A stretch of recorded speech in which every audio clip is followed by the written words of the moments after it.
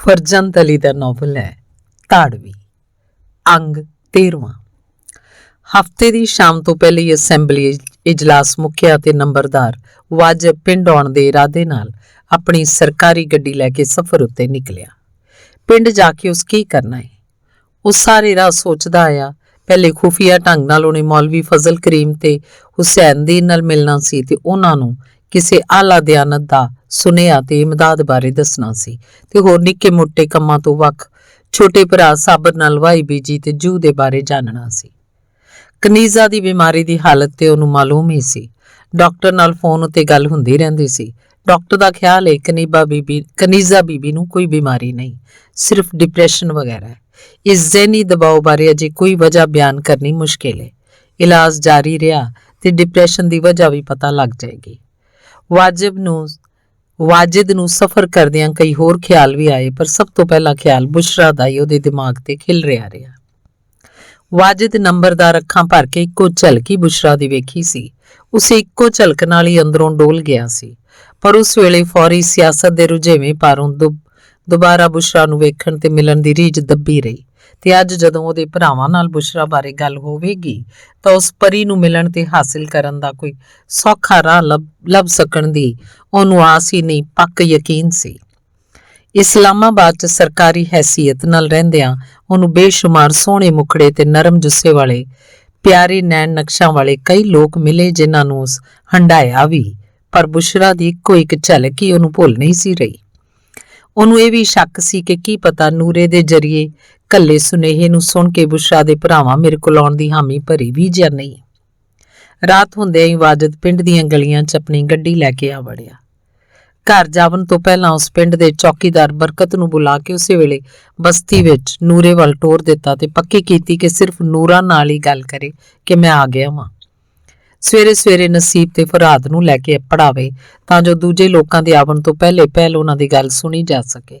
ਬਰਕਤ ਉਸੇ ਵੇਲੇ ਰਾਤ ਦੀ ਨਵੀਂ ਬਸਤੀ ਵੱਲ ਟੁਰ ਗਿਆ ਤੇ ਫਿਰ ਵਾਜਿਦ ਨੰਬਰਦਾਰ ਆਪਣੇ ਘਰ ਲਾਗੇ ਛੋਟੇ ਡੇਰੇ ਉੱਤੇ ਜਾ ਕੇ ਆਪਣੇ ਖਾਸ ਬੰਦੇ ਨੂੰ ਮੌਲਵੀ ਫਜ਼ਲ ਕਰੀਮ ਤੇ ਹੁਸੈਨ ਦੀ ਨੂੰ ਬੁਲਾ ਕੇ ਲਿਆਵਣ ਲਈ ਟੋਰ ਦਿੱਤਾ ਤੇ ਸਖਤੀ ਨਾਲ ਹੁਕਮ ਦਿੱਤਾ ਕਿ ਦੋਵਾਂ ਮੌਲਵੀਆਂ ਦੀ ਝਲਕ ਕਿਸੇ ਹੋਰ ਨੂੰ ਨਜ਼ਰ ਨਾ ਆਏ। ਸੁਨੇਹੇ ਪੱਤਰ ਘੱਲਣ ਮਗਰੋਂ ਵਾਜਿਦ ਨੰਬਰਦਾਰ ਘਰ ਮਾਂ ਨੂੰ ਮਿਲਣ ਤੋਂ ਪਹਿਲਾਂ ਕਨੀਜ਼ਾ ਦੇ ਕਮਰੇ ਵੱਲ ਚਲਾ ਗਿਆ। ਕੁਝ ਚਿਰ ਭੈਣ ਦੇ ਕਮਰੇ ਦੇ ਬੂਹੇ ਲਾਗੇ ਖਲੋਤਾ ਸੋਚਦਾ ਰਿਹਾ, ਫਿਰ ਬੂਹੇ ਦਾ ਪੱਟ ਖੋਲ ਕੇ ਅੰਦਰ ਚਲਾ ਗਿਆ। ਕਨੀਜ਼ਾ ਕਿਸੇ ਗਹਿਰੀ ਸੋਚ ਵਿੱਚ ਅਫਸਰਦਾ ਬੈਠੀ ਹੋਈ ਸੀ ਤੇ ਉਹਨੂੰ ਵਾਜਿਦ ਦੇ ਆਉਣ ਦਾ ਉਦੋਂ ਪਤਾ ਲੱਗਾ ਜਦੋਂ ਵਾਜਿਦ ਆਵਾਜ਼ ਮਾਰ ਕੇ ਪੁੱਛਿਆ, ਕਨੀਜ਼ਾ ਮੇਰੀ ਭੈਣ, ਹੁਣ ਕੀ ਹਾਲ ਹੈ ਤੇਰੀ ਤਬੀਅਤ ਦਾ? ਮੈਂ ਠੀਕ ਹਾਂ ਭਾਈ ਜਾਨ, ਤੂੰ ਬੈਠੋ ਤੁਸੀਂ। ਕਨੀਜ਼ਾ ਅਦਬ ਨਾਲ ਉੱਠ ਕੇ ਬੈਠਣ ਦਾ ਆਖਿਆ ਤੇ ਨਾਲ ਹੀ ਪੁੱਛਿਆ, ਇਸਲਾਮਾਬਾਦ ਤੋਂ ਕਦੋਂ ਆਏ ਹੋ? ਬੈਠਦਿਆਂ ਵਾਜਿਦ ਨੰਬਰਦਾਰ ਦੱਸਿਆ, ਹੁਣੇ ਆ ਰਿਹਾ ਵਾਂ, ਆਉਂਦਿਆਂ ਸਭ ਤੋਂ ਪਹਿਲੇ ਆਪਣੀ ਪਿਆਰੀ ਭੈਣ ਨੂੰ ਮਿਲਣ ਇੱਥੇ ਆਇਆ ਵਾਂ। ਭਰਾ ਦੀ ਮੱਕਾਰ ਗੱਲ ਉੱਤੇ ਕਨੀਜ਼ਾ ਨੂੰ ਥੋੜੀ ਜਿਹੀ ਕੌੜ ਤੇ ਆਈ, ਪਰ ਜ਼ਬਰਦਸਤੀ ਦੀ ਮੁਸਕਰਾ ਕੇ ਸ਼ੁਕਰੀਆ ਆਖਿਆ। ਵਾਜਿਦ ਹੋਰ ਗੱਲਾਂ ਕਰਦਿਆਂ ਕਨੀਜ਼ਾ ਦੀ ਮੁਲਾਜ਼ਮ ਰੱਜੋ ਬਾਰੇ ਪੁੱਛਿਆ, ਉਹ ਨਜ਼ਰ ਨਹੀਂ ਆ ਰਹੀ, ਰਾਤ ਨੂੰ ਤੇਰੇ ਕੋਲ ਨਹੀਂ ਹੁੰਦੀ? ਨਹੀਂ ਭਾਈ ਜਾਨ, ਕੱਲ ਹੀ ਉਹ ਮੁਸ਼ੱਕਤ ਛੱਡ ਗਈ ਹੈ। ਮੁਸ਼ੱਕਤ ਕੀ ਮਤਲਬ? ਇੱਥੇ ਤੇਰੇ ਕੋਲ ਆਰਾਮ ਨਾਲ ਰਹਿਣ ਨੂੰ ਮੁਸ਼ੱਕਤ ਸਮਝਦੀ ਹੈ? ਸਾਡੇ ਆਸਾਨ ਭੁੱਲ ਗਈ ਹੈ? ਉਹਦੇ ਪਿਓ ਤੇ ਬੜੇ ਆਸਾਨ ਨੇ ਸਾਡੇ ਖਾਨਦਾਨ ਦੇ, ਮੈਂ ਉਹਨੂੰ ਹੁਣੇ ਪੁੱਛਣਾ ਵਾ। ਨਹੀਂ ਭਾਈ ਜਾਨ, ਮੈਂ ਉਹਨੂੰ ਆਪ ਹੀ ਛੁੱਟੀ ਦੇ ਦਿੱਤੀ ਹੈ। ਕਨੀਜ਼ਾ ਫਸਰਦਾ ਹੋ ਗਈ। ਕਿਉਂ ਤੂੰ ਛੁੱਟੀ ਦੇ ਦਿੱਤੀ ਹੈ? ਤੇਰਾ ਪੂਰਾ ਖਿਆਲ ਨਹੀਂ ਸੀ ਰੱਖਦੀ? ਉਹ ਰੱਖਦੀ ਸੀ ਮੇਰਾ ਖਿਆਲ, ਸਗੋਂ ਬਹੁਤ ਹੀ ਖਿਆਲ ਕਰਨ ਲੱਗ ਪਈ ਸੀ ਮੇਰਾ। ਬਹੁਤਾ ਖਿਆਲ ਉੱਤੇ ਕਨੀਜ਼ਾ ਜ਼ੋਰ ਦੇ ਕੇ ਆਖਿਆ, ਪਰ ਨੰਬਰਦਾਰ ਵਾਜਿਦ ਦੇ ਆਖਣ ਵਿੱਚ ਲੱਗੀ ਤੰਜ਼ ਨੂੰ ਸਮਝ ਨਾ ਸਕਿਆ। ਕਾਲੀ ਨਾਲ ਬੋਲਿਆ, ਨਹੀਂ ਤੈਨੂੰ ਇੱਕ ਖਾਦਮਾਂ ਦੀ ਲੋੜ ਏ, ਮੈਂ ਬੁਲਵਾ ਦੇਣਾ। ਭਰਾ ਦੇ ਕਹਿਣ ਨਾਲ ਕਨੀਜ਼ਾ ਉੱਠ ਖਲੋਤੀ ਤੇ ਐਤਮਾਦ ਨਾਲ ਬੋਲੀ, ਮੈਨੂੰ ਕਿਸੇ ਮਸਨੂਈ ਆਸਰੇ ਦੀ ਲੋੜ ਨਹੀਂ, ਆਪਣਾ ਆਸਰਾ ਆਪਾਂ। ਆਪਣੇ ਵਾਸਤੇ ਮੈਂ ਕਿਸੇ ਦੂਜੇ ਦੀ ਹਯਾਤੀ ਕਿਉਂ ਜਾਇਆ ਕਰਾਂ? ਕੌਣ ਕਿਸੇ ਦੀ ਹਯਾਤੀ ਜਾਇਆ ਕਰਨਾ ਚਾਹੁੰਦੀ ਏ? ਤੂੰ ਬਿਮਾਰ ਏ, ਰੱਜੋ ਨੂੰ ਅਸੀਂ ਪੂਰਾ ਮੁਆਵਜ਼ਾ ਦੇਨੇ ਆ ਤੇ ਉਹ ਬਾਲਪੁਣੇ ਤੋਂ ਤੇਰੀ ਵਾਕਫ ਏ। ਨੰਬਰਦਾਰ ਦੁਬਾਰਾ ਰੱਜੋ ਨੂੰ ਬੁਲਵਾਉਣਾ ਚਾਹੁੰਦਾ ਸੀ, ਪਰ ਕਨੀਜ਼ਾ ਮਨਾ ਕਰਦੀ ਹੋਈ ਆਖ ਰਹੀ ਸੀ, ਰੱਜੋ ਤੇ ਮੇਰੇ ਬਾਰੇ ਸਭ ਕੁਝ ਜਾਣਦੀ ਏ, ਮੇਰੇ ਉੱਤੇ ਵੀ ਤੇ ਇਖਲਾਕੀ ਫਰਜ਼ ਏ ਕਿ ਮੈਂ ਵੀ ਉਹਦੇ ਬਾਰੇ ਜਾਣਾ। ਰੱਜੋ ਹੁਣ ਸਾਡੀ ਆਥੜੀ ਨਹੀਂ ਕਰਨਾ ਚਾਹੁੰਦੀ। ਕਨੀਜ਼ਾ ਦੀ ਮਾਂ ਵੀ ਆ ਕੇ ਚੁੱਪ ਕਰਕੇ ਬਹਿ ਗਈ। ਵਾਜਿਦ ਮਾਂ ਨੂੰ ਸਲਾਮ ਕੀਤਾ, ਉਹਦੀ ਕੀ ਮਜਾਲ ਇਨਕਾਰ ਕਰੇ। ਨੰਬਰਦਾਰ ਰੋਬ ਵਿਖਾਇਆ। ਕਨੀਜ਼ਾ ਵੀ ਉਸੇ ਲਹਿਜੇ 'ਚ ਜਵਾਬ ਦਿੱਤਾ, ਮੈਂ ਵੀ ਕਿਸੇ ਹੋਰ ਨੂੰ ਆਪਣੇ ਵਾਂਗ ਬੰਦੀਵਾਨ ਨਹੀਂ ਰੱਖ ਸਕਦੀ। ਕਨੀਜ਼ਾ ਦੀ ਇਸ ਗੱਲ ਉੱਤੇ ਮਾਂ ਆਖਿਆ, ਕਨੀਜ਼ਾ, ਵੱਡੇ ਭਰਾ ਸਾਹਮਣੇ ਤੈਨੂੰ ਬੋਲਣ ਦੀ ਤਮੀਜ਼ ਵੀ ਭੁੱਲ ਗਈ ਏ। ਕਿਹੜੇ ਲਿਹਾਜ਼ੇ ਵਿੱਚ ਬੋਲ ਰਹੀ ਏ, ਕਿਹੜੇ ਲਹਿਜੇ 'ਚ ਬੋਲ ਰਹੀ ਏ। ਮਾਂ ਦਾ ਲਹਿਜਾ ਦੁਖੀ ਸੀ। ਕਨੀਜ਼ਾ ਵੀ ਰੋਹ ਨਾਲ ਆਖਿਆ, ਜਿੱਥੇ ਬੰਦਾ ਨਾ ਆਪਣੀ ਮਰਜ਼ੀ ਨਾਲ ਸੌਂ ਸਕਦਾ ਹੈ, ਨਾ ਜਾਗ ਸਕਦਾ ਹੈ, ਨਾ ਕਿਧਰੇ ਬਾਹਰ ਅੰਦਰ ਜਾ ਸਕਦਾ ਹੈ, ਉੱਥੇ ਮੈਂ ਕਿਸੇ ਦੂਜੇ ਨੂੰ ਕਿਉਂ ਕੈਦ ਰਹਿਣ ਉੱਤੇ ਮਜਬੂਰ ਕਰਾਂ? ਕਿਹਨੇ ਕੈਦ ਕੀਤਾ ਹੈ ਤੈਨੂੰ? ਨੰਬਰਦਾਰ ਨੂੰ ਭੈਣ ਸਾਹਮਣੇ ਆਪਣੀ ਹੀਣੀ ਹੁੰਦੀ ਜਾਪੀ। ਛੋਟੇ ਨੰਬਰਦਾਰ ਸਾਬਰ ਤੇ ਮੇਰੀ ਆਪਣੀ ਮਾਂ ਮੈਨੂੰ ਨਹਿਰ ਕੰਢੇ ਜਾਵਣ ਤੋਂ ਰੋਕਦੇ ਨੇ। ਇਹਨਾਂ ਦਾ ਖਿਆਲ ਏ ਮੈਨੂੰ ਦੌਰਾ ਪੈਂਦਾ ਹੈ, ਨਹਿਰ 'ਚ ਡੁੱਬ ਕੇ ਮਰ ਜਾਵਾਂਗੀ। ਪਿੰਡ ਦੇ ਛੱਪੜ 'ਚ ਡੁੱਬ ਕੇ ਮਰਨ ਦੀ ਤੇ ਇਜਾਜ਼ਤ ਏ, ਪਰ ਨਹਿਰ ਦੇ ਵਗਦੇ ਸਾਫ਼ ਪਾਣੀ 'ਚ ਮਰਨਾ ਤੋਹੀਨ ਏ ਨੰਬਰਦਾਰਾਂ ਦੀ। ਕਨੀਜ਼ਾ ਉੱਚੀ ਆਵਾਜ਼ 'ਚ ਬੋਲਦੀ ਗਈ, ਕਿਤਾਬਾਂ ਮੇਰੀਆਂ ਲੁਕਾ ਦਿੱਤੀਆਂ ਹੋਈਆਂ ਨੇ। ਮੇਰੀਆਂ ਕਿਤਾਬਾਂ ਨੂੰ ਮੇਰੀ ਦੁਸ਼ਮਣ ਸਮਝ ਲਿਆ ਗਿਆ ਹੈ। ਨੰਬਰਦਾਰ ਹੈਰਾਨ ਹੋਇਆ ਕਿ ਕਨੀਜ਼ਾ ਤੇ ਕਦੀ ਮੇਰੀ ਗੱਲ ਦੀ ਨਫੀ ਨਹੀਂ ਸੀ ਕੀਤੀ ਕਦੀ, ਤੇ ਅੱਜ ਕੋਈ ਲਿਹਾਜ਼ ਨਹੀਂ ਕਰ ਰਹੀ, ਸਗੋਂ ਉੱਚੀ ਆਵਾਜ਼ 'ਚ ਗੱਲ ਕਰਕੇ ਮੈਨੂੰ ਸ਼ਰਮਿੰਦਾ ਕਰਨ ਦਾ ਯਤਨ ਕਰਨ ਲੱਗ ਪਈ ਹੈ। ਕੌਮੀ ਅਸੈਂਬਲੀ ਤੇ ਪਾਰਲੀਮਾਨੀ ਸੈਕਟਰੀ ਨੰਬਰਦਾਰ ਵਾਜਿਦ ਸੋਚਾਂ 'ਚ ਪੈ ਗਿਆ। ਕਨੀਜ਼ਾ ਆਖਦੀ ਸੀ, ਆਪੇ ਦੱਸੋ ਭਾਈਜਾਨ, ਡੁੱਬ ਕੇ ਮਰਨ ਲਈ ਮੇਰੇ ਵਾਸਤੇ ਛੱਪੜ ਦਾ ਖਲੋਤਾ ਪਾਣੀ ਰਹਿ ਗਿਆ ਹੈ। ਮੈਂ ਸਾਫ਼ ਤੇ ਵਗਦੇ ਪਾਣੀ 'ਚ ਡੁੱਬ ਕੇ ਮਰਨਾ ਚਾਹੁੰਦੀ ਹਾਂ, ਮਰਨ ਦਿਓ ਮੈਨੂੰ। ਕਨੀਜ਼ਾ ਗੁੱਸੇ ਨਾਲ ਉੱਠ ਖਲੋਤੀ। ਹੋਸ਼ 'ਚ ਆ ਕਨੀਜ਼ਾ, ਵਾਜਿਦ ਨੰਬਰਦਾਰ ਨੂੰ ਬਾਹੋਂ ਫੜ ਕੇ ਬਿਠਾਉਂਦਿਆਂ ਆਖਿਆ। ਕਨੀਜ਼ਾ ਬੈਠਦਿਆਂ ਬੋਲੀ, ਸੁੱਤੇ ਹੋਏ ਲੋਕ ਸੁਪਨੇ ਵੇਖਦੇ ਨੇ। ਸੁਪਨੇ ਰੋਕਣੇ ਕਿਸੇ ਦੇ ਵੱਸ 'ਚ ਥੋੜਾ ਹੁੰਦੇ ਨੇ। ਲੋਕ ਤਾਂ ਜਾਗਦਿਆਂ ਵੀ ਸੁਪਨੇ ਵੇਖਦੇ ਨੇ। ਆਖਿਆ ਜਾਂਦਾ ਹੈ ਕਿ ਜਿਉਂਦਿਆਂ ਇਨਸਾਨ ਹੀ ਤਾਂ ਸੁਪਨੇ ਵੇਖਦਾ ਹੈ, ਮਰ ਗਿਆ ਇਨਸਾਨ ਤੇ ਆਪ ਸੁਪਨਾ ਹੋ ਜਾਂਦਾ ਹੈ। ਤੇ ਮੇਰੇ ਸੁਪਨੇ ਵੇਖਣ ਨੂੰ ਬਿਮਾਰੀ ਸਮਝ ਕੇ ਮੇਰੇ ਤੇ ਪਾਬੰਦੀਆਂ ਲਾਤੀਆਂ ਗਈਆਂ ਨੇ। ਕੀ ਮੈਂ ਜਿਉਣੀ ਆ ਭਾਈਜਾਨ? ਸਿਰਫ ਸਾਹ ਲੈਣ ਦੀ ਹੱਦ ਤੀਕਰ ਜੀ ਰਹੀ ਹਾਂ। ਕਨੀਜ਼ਾ, ਤੂੰ ਆਰਾਮ ਕਰ, ਤੇਰੀ ਹਾਲਤ ਠੀਕ ਨਹੀਂ ਹੈ। ਮੈਂ ਡਾਕਟਰ ਸਦੀਕੀ ਨੂੰ ਫੋਨ ਕਰਕੇ ਹੁਣੇ ਬੁਲਵਾ ਲੈਣਾ ਵਾ। ਰੱਜੋ ਨੂੰ ਵੀ ਸੱਦ ਲੈਣੇ ਆ। ਤੂੰ ਆਪਣੀਆਂ ਕਿਤਾਬਾਂ ਵੀ ਆਪਣੇ ਕੋਲ ਹੀ ਰੱਖ। ਭਾਈਜਾਨ, ਕਿਸੇ ਡਾਕਟਰ ਦੀ ਕੋਈ ਲੋੜ ਨਹੀਂ ਮੈਨੂੰ। ਰੱਜੋ ਸਦਫ ਫੈਕਟਰੀ 'ਚ ਮਜ਼ਦੂਰੀ ਕਰਨ ਲੱਗ ਪਈ ਏ, ਮੇਰੀ ਮਰਜ਼ੀ ਨਾਲ। ਉਹਨੂੰ ਤੰਗ ਨਾ ਕੀਤਾ ਜਾਏ, ਨਹੀਂ ਤਾਂ ਮੈਨੂੰ ਦੁੱਖ ਹੋਏਗਾ। ਵਾਜਿਦ ਮਾਂ ਨਾਲ ਗੱਲ ਕੀਤੀ, ਅੰਮੀ ਇੱਥੋਂ ਤੀਕ ਹਾਲਤ ਵਿਗੜ ਗਈ ਏ ਕਨੀਜ਼ਾ ਦੀ, ਤੇ ਮੈਨੂੰ ਤੁਸੀਂ ਦੱਸਿਆ ਹੀ ਨਹੀਂ। ਮਾਂ ਅਫਸੋਸ ਨਾਲ ਆਖ ਰਹੀ ਸੀ, ਕੀ ਦੱਸਾਂ ਵਾਜਿਦ ਪੁੱਤਰ, ਇਹਦੇ ਸਾਰੇ ਟੈਸਟ ਵੀ ਠੀਕ ਆਏ ਨੇ। ਮੈਂ ਇਹਦੇ ਤੋਂ ਚੋਰੀ ਤਾਵੀਜ਼ ਧਾਗੇ ਵੀ ਕਰਵਾ ਵੇਖੇ ਨੇ। ਦਵਾਈ ਇਹ ਖਾਂਦੀ ਨਹੀਂ। ਇਹਦੇ ਦਿਲ 'ਚ ਕੀ ਏ? ਪੁੱਛ ਥੱਕ ਆ ਰਹੀ ਹਾਂ, ਕੁਝ ਦੱਸਦੀ ਨਹੀਂ। ਅੰਮੀ, ਮੈਂ ਆਪਣੀ ਪਿਆਰੀ ਭੈਣ ਨੂੰ ਉਦਾਸ ਨਹੀਂ ਵੇਖ ਸਕਦਾ। ਇਹਦੀ ਬਿਮਾਰੀ ਦੀ ਤੇ ਮੈਨੂੰ ਚਿੰਤਾ ਹੋਣ ਲੱਗ ਪਈ ਏ। ਪਤਾ ਹੈ ਮੈਨੂੰ ਭਾਈਜਾਨ, ਜਿੰਨੀ ਚਿੰਤਾ ਕਰਦੇ ਨੇ ਸਾਰੇ ਘਰ ਵਾਲੇ। ਵਾਜਿਦ ਨਰਮੀ ਨਾਲ ਬੋਲਿਆ, ਇਹ ਤੇਰਾ ਵਹਿਮ ਹੈ। ਕਨੀਜ਼ਾ, ਤੂੰ ਪਿਆਰੀ ਭੈਣ ਹੈ ਸਾਡੀ, ਬਹੁਤ ਮੁਹੱਬਤ ਕਰਨੇ ਆ ਤੇਰੇ ਨਾਲ। ਤੇਰੀ ਬਿਮਾਰੀ ਦੀ ਵਜ੍ਹਾ ਤੋਂ ਅਸੀਂ ਸਾਰੇ ਪਰੇਸ਼ਾਨ ਹਾਂ। ਮੈਂ ਤੇਰੀ ਭਾਬੀ ਨੂੰ ਇੱਥੇ ਬੁਲਾ ਲੈਣਾ ਵਾਂ, ਤੇਰੇ ਕੋਲ ਰਹੇਗੀ।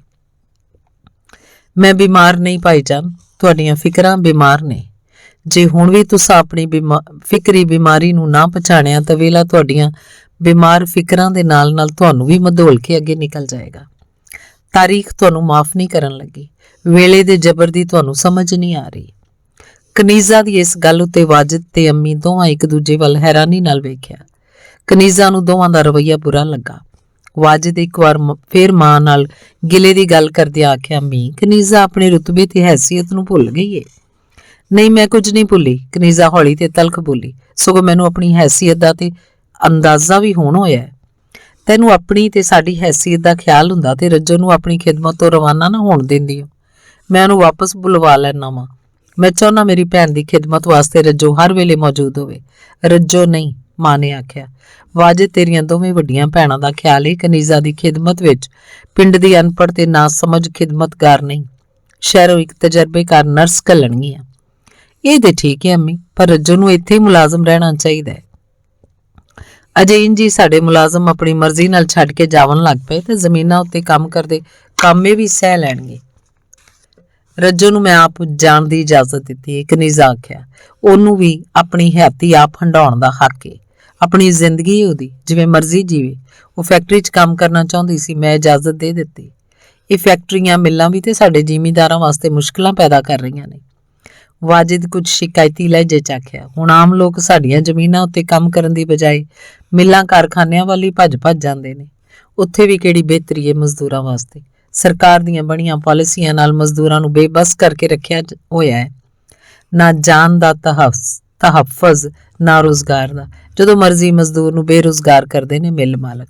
ਤੇ ਸਾਡੀ ਵੀ ਤੇ ਇੱਕ ਘੀ ਮਿੱਲ ਹੈ। ਕੀ ਮਿਲਦਾ ਉੱਥੇ ਮਜ਼ਦੂਰਾਂ ਨੂੰ? ਕਨੀਜ਼ਾ ਦੇ ਭਰਾ ਸਾਹਮਣੇ ਆਪਣੇ ਘਰੇ ਇਤਰਾਜ਼ ਸਨ ਕਿ ਵਾਜਿਦ ਨੂੰ ਚਿੰਤਾ ਹੋ ਰਹੀ ਸੀ ਕਿ ਕਨੀਜ਼ਾ ਆਪਣੇ ਤਬਕੇ ਦੀ ਬਜਾਏ ਮਾੜੇ ਤਬਕੇ ਨਾਲ ਜੁੜਦੀ ਜਾ ਰਹੀ ਹੈ। ਵਾਜਿਦ ਨੂੰ ਇਹ ਵੀ ਕੁਝ ਇਤਮੀਨਾਨ ਹੈ ਸੀ ਕਿ ਤਾਰੀਖ 'ਚ ਕਈ ਐਸੇ ਕਿਰਦਾਰ ਹੋਏ ਨੇ ਜਿਹੜੇ ਉੱਚਾ ਤਬਕਾ ਛੱਡ ਕੇ ਨੀਵੇਂ ਤਬਕੇ ਨਾਲ ਜੁੜਦੇ ਰਹੇ ਨੇ ਤੇ ਅਕਸਰ ਨਾਕਾਮ ਹੀ ਹੋਏ ਨੇ। ਸਭ ਤੋਂ ਵੱਡੀ ਮਿਸਾਲ ਤੇ ਬੁੱਧ ਦੀ ਏ। ਆਪਣੇ ਉੱਚੇ ਤਬਕੇ ਨਾਲ ਨਫ਼ਰਤ ਕਰਕੇ ਕੀ ਵਿਗਾੜ ਲਿਆ ਆਪਣੇ ਉੱਚੇ ਤਬਕੇ ਦਾ?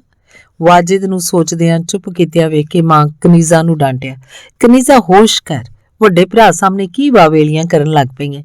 ਤੇਰੇ ਪੜ੍ਹੀ ਲਿਖੀ ਹੁੰਦਾ ਇਹ ਮਤਲਬ ਨਹੀਂ ਕਿ ਵੱਡੇ ਭਰਾ ਨੂੰ ਹੀ ਦੋਸ਼ੀ ਬਣਾਉਣ ਲੱਗ ਪਈ ਹੈ। ਬੋਲਣ ਦਿਓ ਅੰਮੀ, ਕਨੀਜ਼ਾ ਭੈਣ ਏ ਮੇਰੀ, ਇੰਜੇ ਦੇ ਦਿਲ ਦੀ ਹਵਾੜ ਨਿਕਲ ਜਾਏ ਤਾਂ ਮੈਨੂੰ ਖੁਸ਼ੀ ਏ। ਬਿਮਾਰ ਏ ਭੈਣ ਮੇਰੀ, ਇਹਦੀਆਂ ਸੋਚਾਂ ਬਦਲ ਰਹੀਆਂ ਨੇ। ਬਹੁਤੀ ਤਾਲੀਮ ਵੀ ਤੇ ਬੰਦੇ ਨੂੰ ख्वाबां ਖਿਆਲਾਂ 'ਚ ਲੈ ਜਾਂਦੀ ਹੈ। ਠੀਕ ਆਖਦੇ ਹੋ ਭਾਈ ਜਾਨ, ਤਾਲੀਮ ਹੀ ਬੰਦੇ ਨੂੰ ਸੱਚਾਈ, ਇਨਸਾਫ ਤੇ ਅਮਨ ਦੀ ਰਾਹ ਵਿਖਾਉਂਦੀ ਹੈ। ਕਨੀਜ਼ਾ ਬੋਲਦੀ ਗਈ, ਪਰ ਜਿਹੜੀ ਤਾਲੀਮ ਸਰਕਾਰ ਨੇ ਜ਼ਬਰਦਸਤੀ ਲੋਕਾਂ ਤੇ ਜੜੀ ਹੋਈ ਹੈ ਕਦੀ ਵੀ ਸੱਚਾਈ ਵੱਲ ਝਾਕਣ ਨਹੀਂ ਦਿੰਦੀ।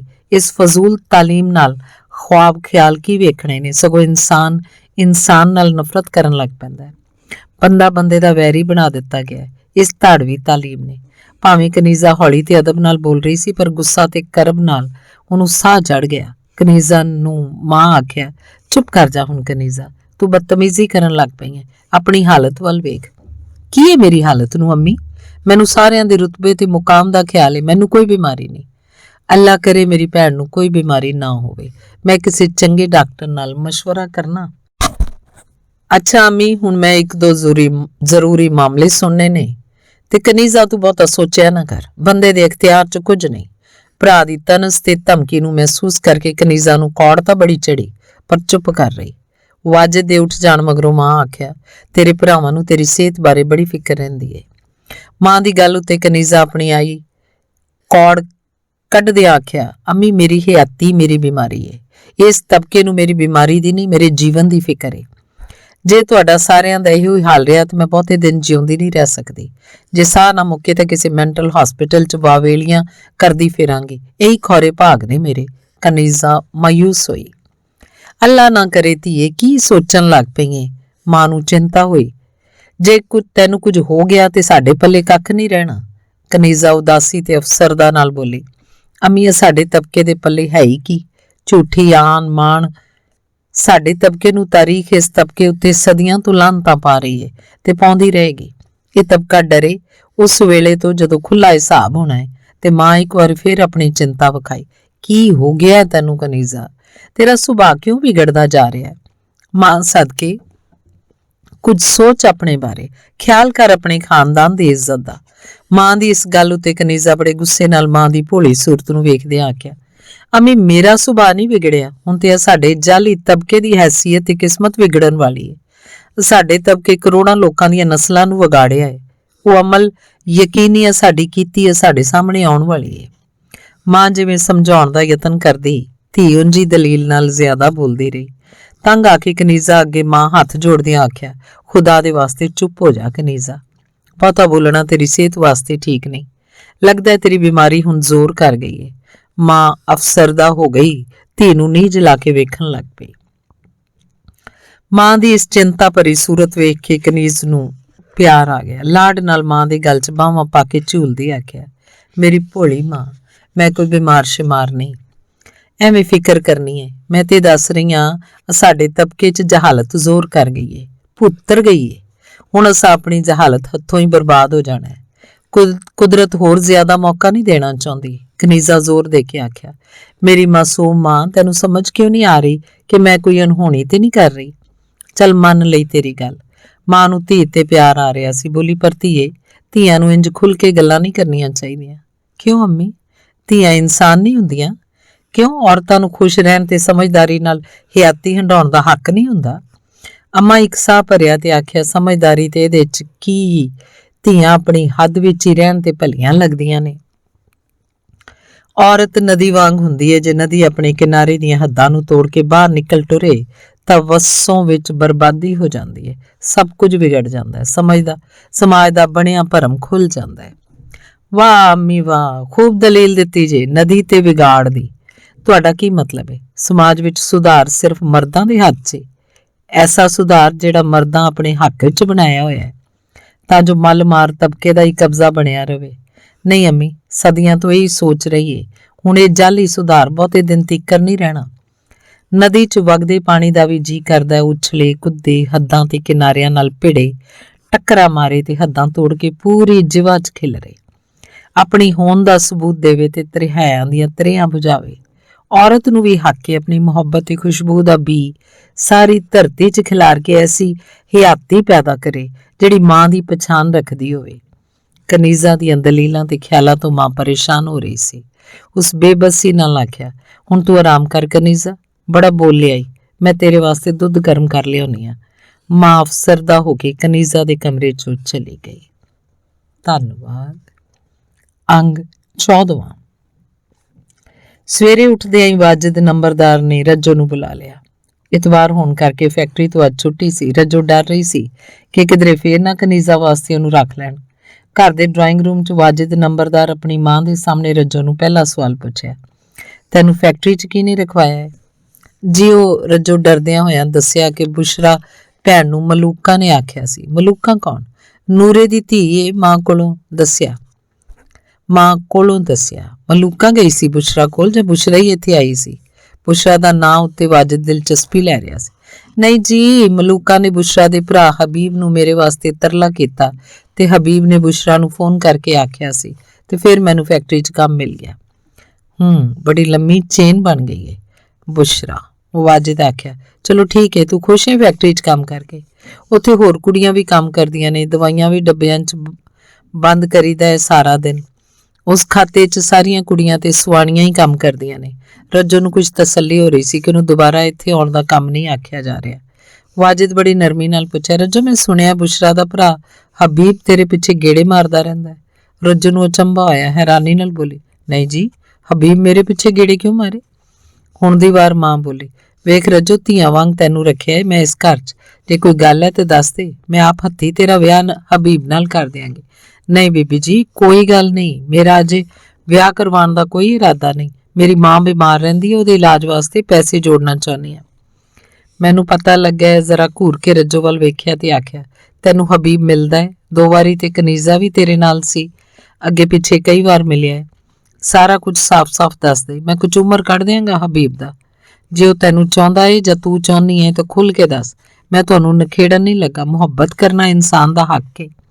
रज्जो वाजिद नंबरदार दी धमकी ते मुहब्बत दी हिमायत अजीब लग रही सी, नाले डर भी रही सी कि मेरे नाल खामखा बदनामी लाई जा रही है। वाजिद दी मां फिर प्यार नाल आख्या, हाँ साफ साफ दस दे रज्जू, असी तेरे सज्जन हाँ, वैरी नहीं। दस कदों मुलाकात हुई सी तेरी हबीब नाल?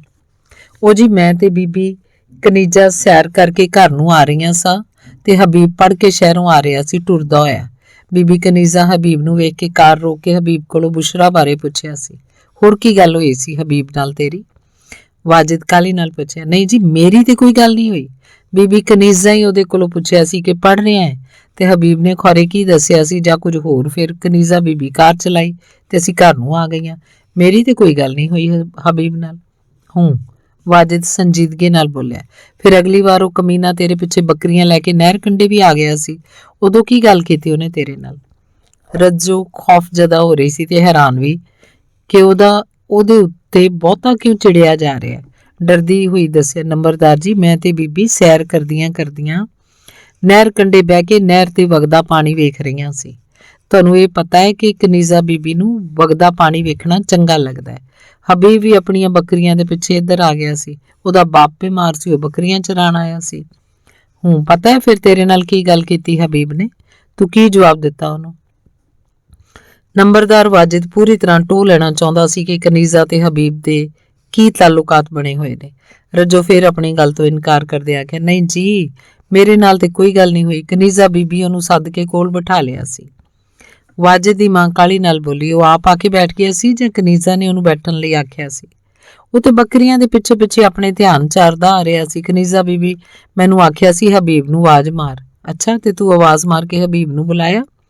ਉਹ ਤੇ ਜੀ ਬੀਬੀ ਕਨੀਜ਼ਾ ਦਾ ਹੁਕਮ ਸੀ, ਨਹੀਂ ਤੇ ਮੈਨੂੰ ਕੀ ਲੋੜ ਸੀ ਉਹਨੂੰ ਆਵਾਜ਼ ਮਾਰਨ ਦੀ। ਫਿਰ ਕੀ ਆਖਿਆ ਹਬੀਬ ਨੇ? ਵਾजिद ਨੰਬਰਦਾਰ ਬੜਾ ਘੂਰ ਕੇ ਰੱਜੋ ਵੱਲ ਵੇਖਣ ਲੱਗ ਪਿਆ। ਰੱਜੋ ਨੂੰ ਸਮਝ ਨਹੀਂ ਆ ਰਹੀ ਸੀ ਕਿ ਕੀ ਦੱਸੇ। ਕਨੀਜ਼ਾ ਬੀਬੀ ਤੇ ਹਬੀਬ 'ਚ ਕੋਈ ਗੱਲ ਦੀ ਉਹਨੂੰ ਕੋਈ ਸਮਝ ਨਹੀਂ ਸੀ ਆ ਰਹੀ। ਬੀਬੀ ਕਨੀਜ਼ਾ ਨੇ ਪੁੱਛਿਆ ਸੀ, ਕਿੰਨਾ ਹੋਰ ਪੜ੍ਹਨਾ ਹੈ ਤੂੰ ਤੇ ਪੜ੍ਹਾਈ ਤੋਂ ਬਾਅਦ ਕੀ ਇਰਾਦੇ ਨੇ?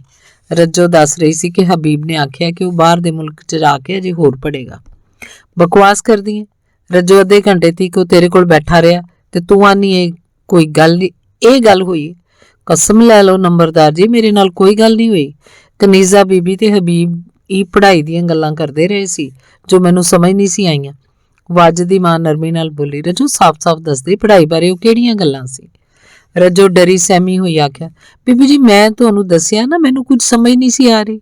ਕਦੀ ਤੇ ਦੋਵੇਂ ਕਿਸੇ ਧਾੜਵੀ ਨਸਲ ਬਾਰੇ ਗੱਲਾਂ ਕਰਦੇ ਆਖਦੇ ਸਨ ਕਿ ਪੂਰੀ ਜਿਵਾ 'ਚ ਖਿਲਰੀ ਹੋਈ ਏ, ਕਦੀ ਕੋਈ ਪੁਰਾਣੀਆਂ ਤਾਰੀਖਾਂ ਦੀਆਂ ਗੱਲਾਂ ਕਰਦੇ ਸਨ ਜਿਹੜੀਆਂ ਮੇਰੇ ਪੱਲੇ 'ਚ ਨਹੀਂ ਪਈਆਂ। ਹਬੀਬ ਦੀਆਂ ਬੱਕਰੀਆਂ ਦੂਰ ਨਿਕਲ ਗਈਆਂ ਤੇ ਉੱਠ ਕੇ ਆਪਣੀਆਂ ਬੱਕਰੀਆਂ ਦੇ ਪਿੱਛੇ ਟੁਰ ਗਿਆ ਤੇ ਅਸੀਂ ਝੱਟ ਵਗਦੇ ਪਾਣੀ ਨੂੰ ਵੇਖਦੀਆਂ ਰਹੀਆਂ ਤੇ ਫਿਰ ਅਸੀਂ ਵੀ ਉੱਠ ਕੇ ਆ ਗਈਆਂ ਸੀ। ਘਰ ਆ ਕੇ ਤੂੰ ਕਨੀਜ਼ਾ ਨਾਲ ਕੀ ਗੱਲਾਂ ਕੀਤੀਆਂ? ਹੋਰ ਹਬੀਬ ਬਾਰੇ ਕੀ ਗੱਲ ਹੋਈ? ਨੰਬਰਦਾਰ ਦੇ ਇੰਜ ਪੁੱਛਣ ਉੱਤੇ ਰੱਜੋ ਖੌਫ ਤੇ ਬੇਬਸੀ ਨਾਲ ਆਖਿਆ, ਕੁਝ ਵੀ ਤੇ ਨਹੀਂ ਜੀ, ਮੈਂ ਤੇ ਕੋਈ ਗੱਲ ਹੀ ਨਹੀਂ ਕੀਤੀ। ਝੱਟ ਮਗਰੋਂ ਨੰਬਰਦਾਰ ਨੇ ਸਹਿਮੀ ਹੋਈ ਰੱਜੋ ਨੂੰ ਫੇਰ ਪੁੱਛਿਆ, ਗੱਲ ਮੁੱਕੀ ਕਿੱਥੇ ਸੀ? ਰੱਜੋ ਨੂੰ ਸਮਝ ਨਾ ਆਈ। ਨੰਬਰਦਾਰ ਕੀ ਪੁੱਛ ਰਿਹਾ? ਹੌਲੀ ਜੀ ਬੋਲੀ, ਮੈਨੂੰ ਸਮਝ ਨਹੀਂ ਆਈ ਨੰਬਰਦਾਰ ਜੀ, ਕਿਹੜੀ ਗੱਲ ਤੁਸੀਂ ਪੁੱਛ ਰਹੇ ਹੋ? ਨਹਿਰ ਕੰਢੇ ਹਬੀਬ ਬੱਕਰੀਆਂ ਪਿੱਛੇ ਦੌੜ ਗਿਆ ਸੀ। ਉਸ ਵੇਲੇ ਆਖਰੀ ਗੱਲ ਕਿਹੜੀ ਹੋਈ ਸੀ? ਨੰਬਰਦਾਰ ਜ਼ੋਰ ਦਿੱਤਾ। ਜਾਂਦੇ ਜਾਂਦੇ ਹਬੀਬ ਨੇ ਕੀ ਆਖਿਆ ਸੀ? ਮੇਰਾ ਮਤਲਬ ਹੈ ਉਹਨੇ ਆਖਰੀ ਗੱਲ ਕੀ ਕੀਤੀ ਸੀ? ਰੱਜੋ ਝੱਟ ਸੋਚ ਕੇ ਦੱਸਿਆ, ਬੀਬੀ ਕਨੀਜ਼ਾ ਪੁੱਛਿਆ ਸੀ ਫਿਰ ਹੋਵੇਗਾ ਕੀ? ਰੱਜੋ ਝੱਟ ਚੁੱਪ ਕਰ ਗਈ। ਫਿਰ ਜਵਾਬ ਦਿੱਤਾ ਹਬੀਬ ਨੇ? ਨੰਬਰਦਾਰ ਨੇ ਪੁੱਛਿਆ। ਹਬੀਬ ਨੇ ਆਖਿਆ ਸੀ ਧਰਤੀ ਲਹੂ ਮੰਗਦੀ ਏ ਬੀਬੀ, ਇੱਕ ਵਾਰ ਫਿਰ ਧਰਤੀ ਰੱਤ ਨਾਲ ਰੰਗੀ ਜਾਣੀ ਏ। ਵਾਜਿਦ ਨੇ ਮਾਂ ਵੱਲ ਵੇਖਿਆ ਜਿਵੇਂ ਆਖ ਰਿਹਾ ਹੋਵੇ। ਹਬੀਬ ਵਾਲੀ ਗੱਲ ਅਜੇ ਸਾਫ਼ ਨਹੀਂ ਹੋਈ। ਅੰਦਰੋਂ ਨੰਬਰਦਾਰ ਨਹੀਂ ਸੀ ਚਾਹੁੰਦਾ ਕਿ ਐਵੇਂ ਸ਼ੱਕ ਸ਼ੁਬਾ 'ਚ ਹਬੀਬ ਉੱਤੇ ਹੱਥ ਚੁੱਕੀ ਬੁਸ਼ਰਾ ਨਾਲ ਮੁਲਾਕਾਤ ਦੀ ਉਮੀਦ ਖਤਮ ਕਰ ਬੈਠੇ। ਜਦ ਮਾਂ ਵੀ ਹੁੰਗਾਰਾ ਭਰਿਆ, ਹਾਂ ਲੱਗਦਾ ਤੇ ਮੈਨੂੰ ਵੀ ਹੈ। ਦੋਵੇਂ ਮਾਂ ਪੁੱਤਰਾਂ ਦੇ ਚਿਹਰੇ ਉੱਤੇ ਜ਼ਰਾ ਨਰਮੀ ਵੇਖ ਕੇ ਰੱਜੋ ਨੂੰ ਥੋੜਾ ਜਿਹਾ ਹੌਸਲਾ ਹੋਇਆ ਤੇ ਬੋਲੀ, ਸੱਚੀ ਗੱਲ ਹੈ ਬੀਬੀ ਜੀ, ਧਰਤੀ ਰੱਤ ਤੇ ਪੀ ਰਹੀ ਹੈ। ਕਦੀ ਧਮਾਕਿਆਂ ਨਾਲ ਲੋਕੀ ਮਰ ਰਹੇ ਨੇ, ਕਦੀ ਫਾਕੇ ਹੱਥੋਂ ਤੰਗ ਆ ਕੇ ਲੋਕੀ ਆਪੇ ਫਾਹ ਲੈ ਕੇ ਜਾਂ ਆਪ ਆਪਣੇ ਆਪ ਨੂੰ ਗੋਲੀ ਮਾਰ ਕੇ ਮਰ ਰਹੇ ਨੇ। ਹੋਰ ਕੀ ਕਰਨ ਵਿਚਾਰੇ ਗਰੀਬ ਭੁੱਖੇ ਬਾਲ ਵੇਖੇ ਤੇ ਨਹੀਂ ਜਾਂਦੇ। ਭੁੱਖ ਨਾਲ ਕੋਈ ਨਹੀਂ ਮਰਦਾ। ਨੰਬਰਦਾਰ ਰੱਜੋ ਨੂੰ ਬੋਲਣ ਤੋਂ ਠਾਕਿਆ, ਨਹੀਂ ਤੇ ਰੱਜੋ ਗਰੀਬ ਦੀਆਂ ਮਜਬੂਰੀਆਂ ਦੀਆਂ ਹੋਰ ਗੱਲਾਂ ਕਰਦੀ। ਰੱਜੋ ਚੁੱਪ ਕਰ ਗਈ, ਦੜ ਵੱਟ ਗਈ, ਜਿਵੇਂ ਅਜੇ ਆਖਣਾ ਚਾਹੁੰਦੀ ਸੀ ਕਿ ਪਰਾਏ ਲੋਕੀ ਉੱਤੋਂ ਬਹੁਤ ਮਾਰਦੇ ਨੇ ਤੇ ਇੱਥੇ ਢਿੱਡ ਨਾਲ ਬੰਬ ਬੰਨ ਕੇ ਭੀੜ 'ਚ ਵੜ ਕੇ ਬੰਬ ਚਲਾਉਂਦੇ ਨੇ। ਤੇ ਕਨੀਜ਼ਾ ਦੀ ਮਾਂ ਨੇ ਪੁੱਛਿਆ, ਬਜਰਾ ਕੌਣ ਹੈ? ਰੱਜੋ ਕਿੱਥੇ ਮਿਲਿਆ ਸੀ ਤੈਨੂੰ? ਰੱਜੋ ਹੈਰਾਨੀ ਨਾਲ ਵੇਖਿਆ। ਉਹਨੂੰ ਲੱਗਾ ਨੰਬਰਦਾਰ ਦੀਆਂ ਨਜ਼ਰਾਂ ਉਹਦੇ ਉੱਤੇ ਹੀ ਗੱਡੀਆਂ ਹੋਈਆਂ ਨੇ। ਰੱਜੋ ਨੂੰ ਨੰਬਰਦਾਰ ਦੇ ਇੰਜ ਵੇਖਣ ਨਾਲ ਡਰ ਦੇ ਕਈ ਪਰਛਾਵੇਂ ਰੱਜੋ ਦੇ ਚਿਹਰੇ ਤੇ ਖਿਲਰ ਗਏ। ਰੱਜੋ ਯਕੀਨ ਦਿਵਾਉਣ ਲਈ ਆਖਿਆ, ਕਸਮ ਲੈ ਲਓ ਬੀਬੀ ਜੀ, ਮੈਂ ਨਹੀਂ ਜਾਣਦੀ ਬਜਰਾ ਕੌਣ ਹੈ। ਕਨੀਜ਼ਾ ਨੂੰ ਪਤਾ ਹੈ ਉਹਦਾ? ਨੰਬਰਦਾਰ ਪੁੱਛਿਆ। ਰੱਜੋ ਡਰਦਿਆਂ ਆਖਿਆ, ਨਹੀਂ ਜੀ, ਕਨੀਜ਼ਾ ਬੀਬੀ ਨੂੰ ਵੀ ਨਹੀਂ ਪਤਾ। ਦੌਰੇ ਪੈਣ ਵੇਲੇ ਖੌਰੇ ਕਿਉਂ ਬੀਬੀ ਜੀ ਦੀ ਜ਼ੁਬਾਨ ਤੇ ਬਜਰਾ ਨਾ ਆ ਗਿਆ ਸੀ। ਹੋਰ ਕਿੰਨੇ ਦੌਰੇ ਪਏ ਨੇ ਕਨੀਜ਼ਾ ਨੂੰ? ਨੰਬਰਦਾਰ ਜ਼ਰਾ ਸਖਤੀ ਨਾਲ ਪੁੱਛਿਆ ਤੇ ਰੱਜੋ ਇੱਕ ਵਾਰ ਸਹਿਮ ਗਈ। ਕੋਈ ਨਹੀਂ ਜੀ, ਹੋਰ ਤੇ ਕੋਈ ਦੌਰਾ ਹੀ ਨਹੀਂ ਪਿਆ। ਰੱਜੋ ਨੂੰ ਕਨੀਜ਼ਾ ਵੱਲੋਂ ਪੱਕੀ ਕੀਤੀ ਗੱਲ ਯਾਦ ਆ ਗਈ। ਕਨੀਜ਼ਾ ਸਖਤੀ ਨਾਲ ਰੱਜੋ ਨੂੰ ਮਨਾ ਕੀਤਾ ਸੀ ਕਿ ਹੁਣ ਮੇਰੀ ਹੋਰ ਕਿਸੇ ਗੱਲ ਦਾ ਕਿਸੇ ਨੂੰ ਕੁਝ ਨਾ ਦੱਸੇ। ਤੂੰ ਝੂਠ ਬੋਲ ਰਹੀ ਹੈ? ਨੰਬਰਦਾਰ ਦਬਕਾਇਆ। ਸੱਚ ਦੱਸ, ਮੈਨੂੰ ਸਖਤੀ ਨਾ ਕਰਨੀ ਪਵੇ। ਰੱਜੋ ਬਹੁਤ ਡਰ ਗਈ, ਬਿਟ ਵੇਖਣ ਲੱਗ ਪਈ।